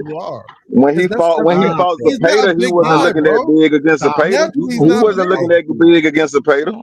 He didn't look that big at all. He's not that Yeah, big. he did. Zepeda's a big 35, and Shakur was way bigger. Okay. But y'all can't go choosing people weight, man. You guys support You can't the guy choose people weight. So you're not willing to be honest about the shit. Just because you walk, hey, I might walk around at 250, but if I go out there and run 3 miles a day, I guarantee you I won't be 250 no more. I guarantee you I shed 30, 40 pounds. I understand that, just bro. getting in shape. I'm talking about fighters after walk around in shape weight. They still got to cut 10 or 15 after that. If they're in shape and walking around, that's the weight they should be fighting at. Not no fucking 15 pounds below that. No, they should. No, they should, man. When you start working out, you're gonna lose weight. The way you gonna maintain the walk around weight, that don't make sense. 11 pounds in one day at a gym. I fucking sparred so long I lost 11 fucking pounds, bro. You can't tell me nothing about that. I'm saying like this. Shakur Stevenson, you guys are Andy fucking Cruz crazy, dog. This kid's like, big. He's getting big. Fight. So you think Shakur is too big for Andy Cruz? Is that what you think? Nobody said that, boxing hacker. That's where this conversation started from. Andy. No, that's not where this conversation started from. It did because we were talking about. No, it didn't. No, down in weight. Nope, you're not doing it. You're not finna make up something else to argue about that. We're not talking about. You're not doing it. You're not getting away with it today, boxing hacker. Nope. Hey, my boy. Where did it start from? Jay woke up and chose violence with your bitch ass. You been Yeah, cooking. okay. Let's see. Where did it start from, 2 Cent? I like violence. Where did it start from? Y'all remember when they because I'm not letting you get away with that shit today, boxing hacker. Do y'all remember they was calling Tank Fat Boy when he was missing weight, whatever? I didn't hear nobody saying he should move up in weight because his weight was high. Because he was being undisciplined. Once again, some more dumb shit y'all trying to bring up. Determine who's doing what. How do you determine by whether you like him or not? You determine whether his weight is right by the way you like him. No, that's y'all with that emotional shit. That's y'all that do that. You guys do that shit, bro. More than Tank us. was too big. He was undisciplined. I got 2 Shakur haters that dislike every single fucking video. Tank is 5'3". If that nigga's 160 pounds, he's being undisciplined. What part of that don't y'all understand? Okay, you should be fighting at 147 then. Shit, he undisciplined. Maintain that weight. That's what y'all say. Maintain the weight. He just was about to go to fucking. That nigga was obese. That's not a walk around weight. The nigga was obese. I know exactly what Tank walk around man. And that y'all got a criteria that universe. You can't determine what somebody's weight is, man. You can't, yeah. Bro, I know what Tank's weight is, bro. I talk to people on this team. I know exactly how much Tank weighs. And we're not even talking about Tank. Some more dumb shit y'all keep doing. Y'all not getting away with that. We ain't talking about Tank. Y'all can have one criteria for all the other fighters. Shakur just said in the video he's not a little guy. He just said that out of his own mouth. But he also said that he just said he's not a little guy. He's jumping up out of your weight class for no fucking reason. I know what he's telling the cameras and the media. I'm good. I make 35. I'm going. All that shit's fine and well. After he sees how good he feels, only cutting to 40, he ain't never coming back to no 35 again. I don't think he should. I think he should say 140 and fight Gary Antoine Russell. I think he should fight Gary Antoine Russell at 140. That's what I think. Beat T.O. and go fight Gary Antoine Russell. Cherry picks T.O. He's probably going to cherry pick somebody else, though. I wish Tank would cherry picking a guy like T.O. I wish Tank would cherry pick a guy like T.O. I wish you would stop talking about Tank. We ain't talking about Tank. We talking about Shakur. Okay. We're going to keep it in perspective. Nah, well, keep wishing then, nigga. Go wish up on the star, nigga. Flip a coin, nigga. Throw some pennies in the well. 200,000 pay-per-view. You know the guy. Stop, guys. Listen, you guys know exactly why T.O. got picked by Shakur. Don't fucking act like you don't see why the top of the sport ain't no good. Competitive. They picked him. They seen a line of fucking away. They can definitely win the fight, and you seen it too. And y'all gonna tell me Tank and Frank is a great fight. It was a great fight. But fighting T.O. is a cherry pick. That's a cherry pick. Fighting T.O. is a cherry pick. Tank versus Frank was such a great fight, right? When Tank can't say Frank's a cherry pick. Frank was the number one contender in his sanctioning body. You guys don't know the fucking brainwash, man. Y'all brain. Hey, what Tank could have did is let Shakur fight Frank like it's supposed to be, and Tank could have fought De La Santos. Tank gonna let Shakur fight Frank. Frank didn't want to fight the nigga. Fuck is you talking about? Tank tell everybody what to do now? Tank fight Frank. right. That's crazy. Shakur guys are so emotional. They can't take criticism. They can't fucking admit the truth. It's crazy, guys. It's just he's a little big. He should be moving to 40. Stay at 40. That's all we're saying, really, bro. I agree. When you're the best boxer, you got to go up there and beat bigger guys. I agree with that. Somebody got to put on for boxing. Somebody got to put on for boxing. We're gonna see how good he is. Somebody got to put on for boxing. Somebody got a nigga on the undercard fighting in Saudi Arabia in the middle of the day, competing with college football, putting on for boxing. So, hey, let me say this real quick. Let's do some stats real quick. What? Shakur Stevenson is 5'8", right? His body mass index is between 125 and 163. So, technically speaking, that's what the health. How long is his penis, boxing hacker?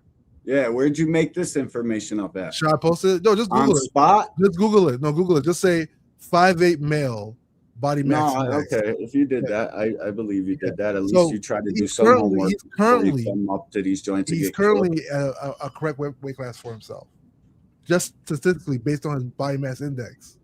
Boxing hacker, we're doing that. What are you talking about, bro? We're just saying, bro. He looks big. Bro. He's too big. No, he's not. He's currently where he needs to be. Who said he was too big?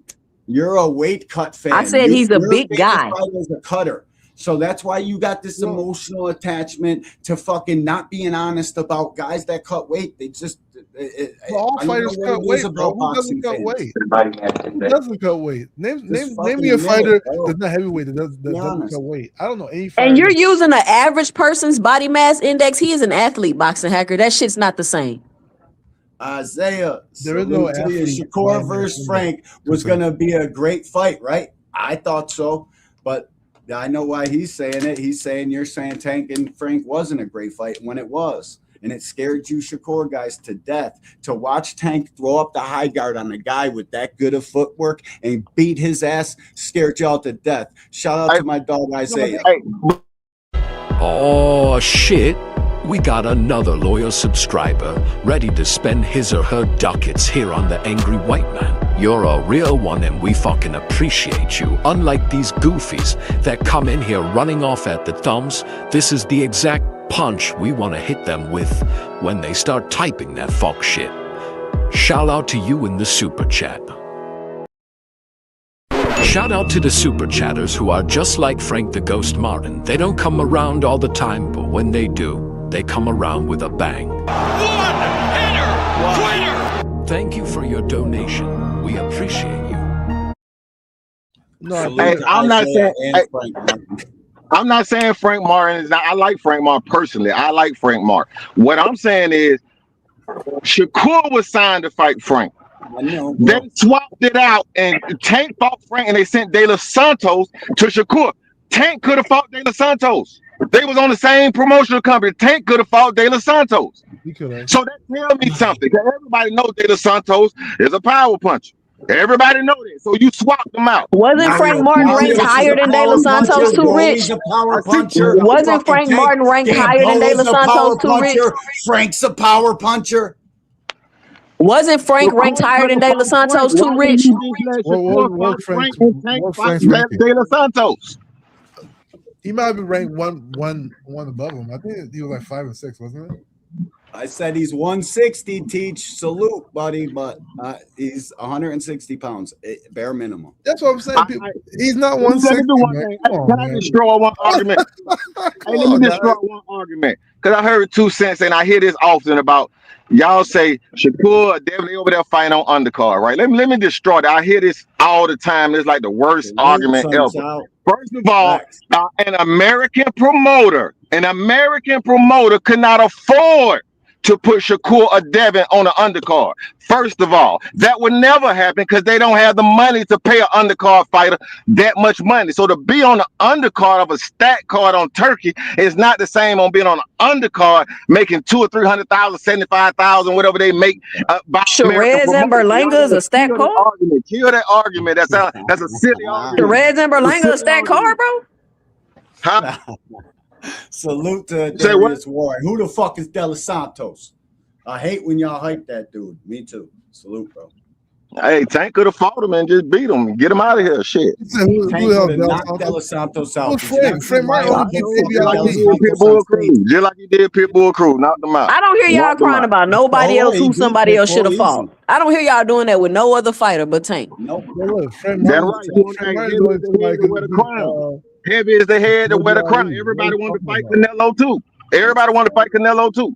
That's the way it go. You want to be on top. That's the way it go. What?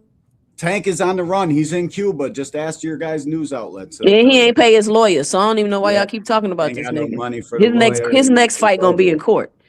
It's over now. So tell me what other guy got the U.S. Marshals looking for him. Where everybody think, oh, he all right, ain't no big deal. Tell me what other guy y'all would say that about. What do you want us to say, nigga? What we supposed to be saying, Too Rich? What we supposed to be saying, Too Rich? Boxing. What we supposed to be saying, Too Rich? Hey, you know what? I don't I'm talk about this conversation because I don't wish that bad on no black man. I'm gonna stand down on this one. Like we'll let it play out. I don't even want to talk about that. My bad. My bad. That's my bad. That's good shit, bro. Good shit, bro. That was funny real shit. This shit, bro. We got to talk about the boxing. I listen. I don't like what the shit about none of it, man. It sucks, and it's whack. If he did it, go to jail. If not, fucking, I don't care. Like, either fight or don't. If you're not gonna box, I don't give a fuck. I don't try to drag none of these kids down the street, bro, because it's not cool.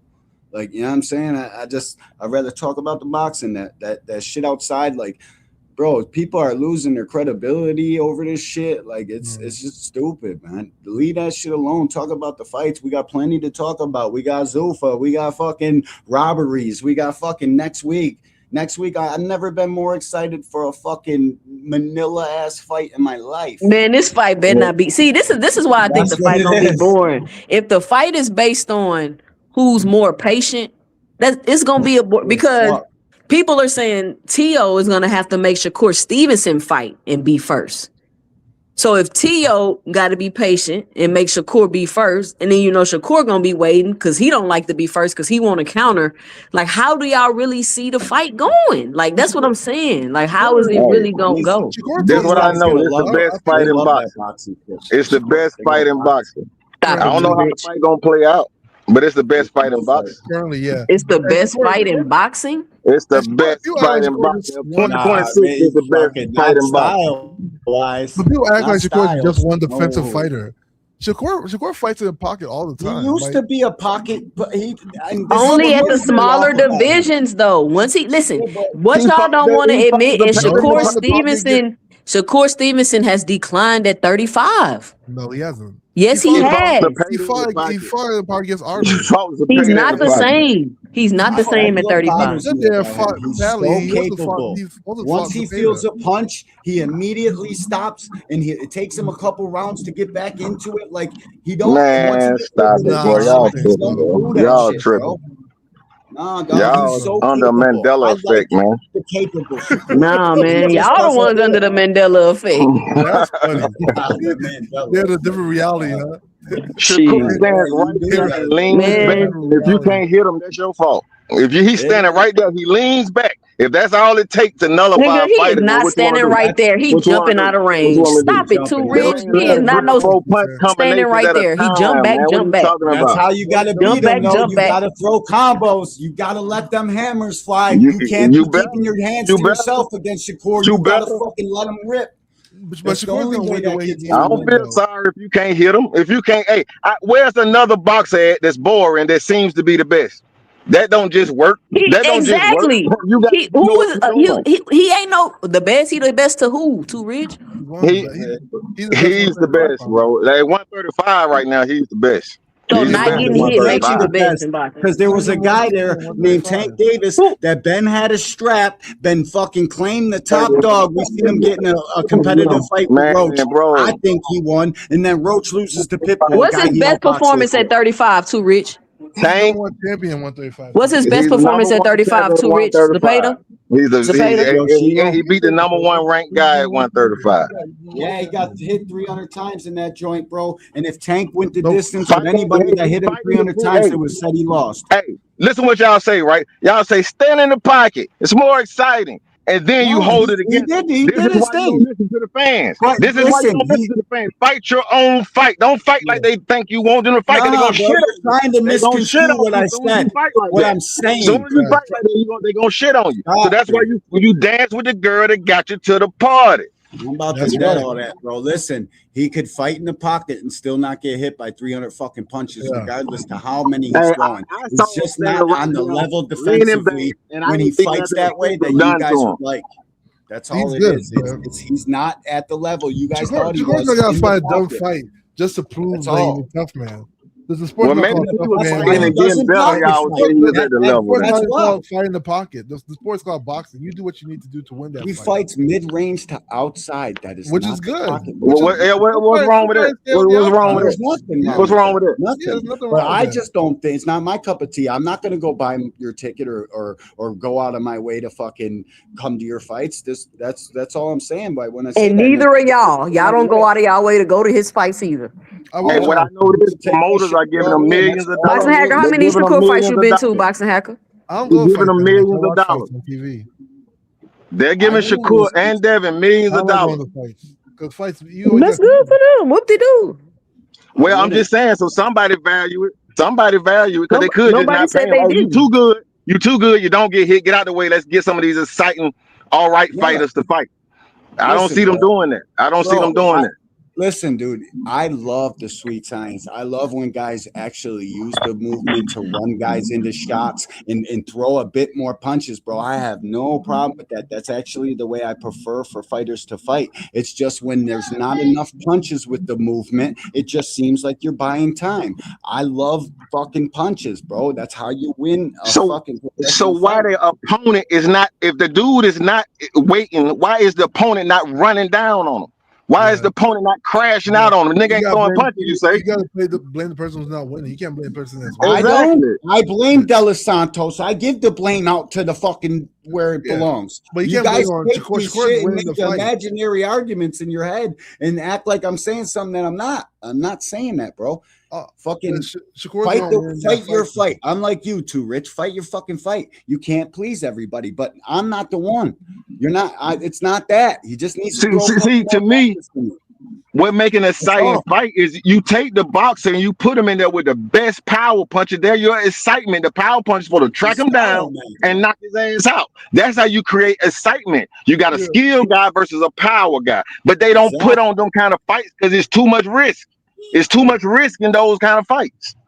Yeah, well, there's somebody that's gonna take the risk out of that shit. He's gonna make these guys fight no matter what their style is. And I don't count T.O. out. I don't count T.O. out. I believe if you beat the boxer, you got to smash the boxer. You got to smash it like Ron Garcia did. No, he was master, but that's how you beat the boxer. You walk in there and you smash his ass. That's all you got to do. But who gonna do it? Who gonna do it? Tio says Shakur's defense is not what we all think it is. So if this is a boring ass fight, a part of the blame goes to Tio. There's no fucking doubt about it. I agree because he's supposed to be the exciting guy. Yep, he's got to get his shit off. Show me, Tio. You're saying he can fucking. He's got the people fooled with this jump back straight line. Show me, dog. Follow his ass out the back door throwing punches. So in the Edwin fight, I was sick watching that fight. I'm telling fucking people I might even called it live, or I was telling old school like. No fucking punches. Like they're just standing there staring at each other. Edwin, you thought you were gonna come in here and outbox fucking Shakur Stevenson? Anybody that goes in there looking to box with this kid is gonna lose. Fucking whether it's he doesn't throw enough punches or Shakur gets fucking credit for blocking them all, whatever it is, you're gonna lose. Yeah. If you don't go in there and try to beat this fucking kid up, you're gonna lose. So Tio's gotta know that. I know that, and I'm a podcast host. Well, Tio hey, go ahead. What Tio said, he gonna fight him dirty. Guess what? I agree. Do whatever the fuck you gotta do to win. If you're gonna beat him, you're gonna have to be dirty. Grab his arm, take him to the ground, make him not box, make him fight. Make him so frustrated that he has to fight and he don't never get his distance. He don't let him get in his bag. Just rush him. Make it ugly. You see what I'm saying? Do whatever you gotta do. That's what Tio gotta do. Zepeda had the recipe for it. Yoda, salute, Crush. Everybody go subscribe to Crush, the OG, man. He be cooking in the mornings. Coffee and donuts from donuts. Salute, Crush. Shakur wins. He's gonna be top 5 pound for pound. Y'all know. No, I can't put him top 5, bro. There's too many good fighters right now. If it depends on how he wins, how he goes about. I think as long as he beats that leading. Nah, bro. It's not just you win is a win, bro. It doesn't go like that for pound fighters. Pound for pound fighters fucking make examples out of fools. Fucking stop them, beat them the fuck up, and get them the fuck out of here. How you want me to put Shakur over Bam Rodriguez? He's 2-time millennial, bro. Stop! I don't give a fuck about those stupid accomplishments. Y'all say it, but that's what's gonna happen. Them shits are fucking oversaturated garbage, bro. It depends who you took the accomplishment from. He's taking that it from makes Theo. it what it is. Theo's a big deal. He might not be as popular. He is, but you can't just go out there fucking doing this bullshit, fucking outpointing. Nah, bro, you excite them. Yeah, you got a chance to beat one of the top 5. Top 5 is for the fucking elite of elite. That's the fucking the sauce. Shakur's gonna fight his fight no matter what people tell him. He's gonna fight. And that's okay, so don't expect me to put him on top of guys that fucking excite. And so you want boxing to be full of Shakur Stevenson's boxing hacker? I don't mind it. You fight your fight. Yeah. Well, so nobody gonna watch it then. Nobody's on. You might not watch it. I like Shakur. You might not like it. I like it. So I can't speak. I know a lot of people that like Shakur Stevenson. You know a lot of people that do. I know a lot of people that do. Yeah, I stay at boxing gyms. I know a lot of fighters that even they love watching Shakur fight because he's very technical. Like you can watch him and learn a lot from just watching him. How many people you think watch boxing to learn boxing? A lot of people. A lot of people watch boxing to learn. Yeah, a lot of people. Not everybody just watches for somebody to get beat up. No, there are fighters who literally watch boxing all the time just to like. And I'm not talking about fighters. 90% of fucking people that are watching the fight are not watching it like you or I are watching it, or like Jay's watching it. They're watching it like casuals. Yeah. Hey, let me say the last thing before I get out of here, man. I'm gonna have to go. Let me just say the last thing. I'm just gonna say this: before Shakur left Top Rank and Eddie Hearn, Top Rank had 5 fights, $3 million. If you think they were willing to pay him $3 million for 5 fights and they wasn't making no money, you don't know business, man. But Bray, appreciate you letting me come up. I'm being a chat. Salute to Rich. Guys, subscribe to Too Rich. He's got a channel too, man. Look out for the guy. Salute to you, bro. Yeah, Cam J. Salute, Brody. Yeah, I think he cut off. I think Rich is he either left or his shit cut off. Something happened. Oh, he probably just left. Salute to Cam J. Go subscribe to Cam J, man. Everybody in here. You guys probably already are, but if you're not and you're catching this on the playback, go subscribe to him, bro. Salute. Shakur has seen all these styles he has, and that's what gives these Olympic guys a fucking benefit. Yeah. They've seen it all. They've seen every kind of operation, but not at the high levels. And when guys have hard fucking punches, it matters, guys. It fucking matters. As much as you want to say it doesn't, Hacker, it means the most. Hard punches, clean, effective shots that fucking hurt and give a boxer doubt in their mind, they fucking matter more than anything, more than any style, any fucking thing you can operate. Because when you don't want to fight because a guy is punching hard as shit, you forget everything and you just go on the retreat. I mean, for real, D1, if my child could box like any fighter, I would want him to box like Shakur. Even Devin. Hey, I would like him to box like Shakur. Cup of tea. I like Shakur wins fights and he doesn't go to the hospital. He already gets scarred. Like I think, and that's for the majority of his fights. You know, like I would pick that style, and he wins them so decisively. It's not like, oh, it was close. Like the Andy Queen didn't win the fucking Zepeda fight too decisive to me. It was pretty decisive. It was pretty clear. No. Them same body punches you just fucking counted as blocks or not blocks for fucking Ray. You can't say they're all of a sudden blocks for Shakur now. It was very clear that Zepeda lost that fight, bro. It wasn't clear at the end of that fight. I thought Zepeda won the first 5 rounds. Shakur won the last 7, and every fucking round was pretty much competitive. Fucking, there was 2 or 3 rounds where Zepeda took off, and Shakur landed the harder, cleaner shots, but the entire fight was competitive. It was competitive, bro. I mean, it was cool. competitive. I don't know about competitive. It was cool. But Zepeda knew he lost at the end of the fight. No, bro. That was Zepeda thought he won, bro. You guys give all this fantasy credit and bullshit to these fighters you like. Man, you're never getting that shit off over here. I'll tell you that. Let's not do that. Yeah, Teach's Johnson bouncing over here. What? Teach, don't make me get this fucking sound joint like 2 cents. I'll play the 2 cent sound bite on here, dog. You over here. I like my kid to fight like Shakur more than anybody else.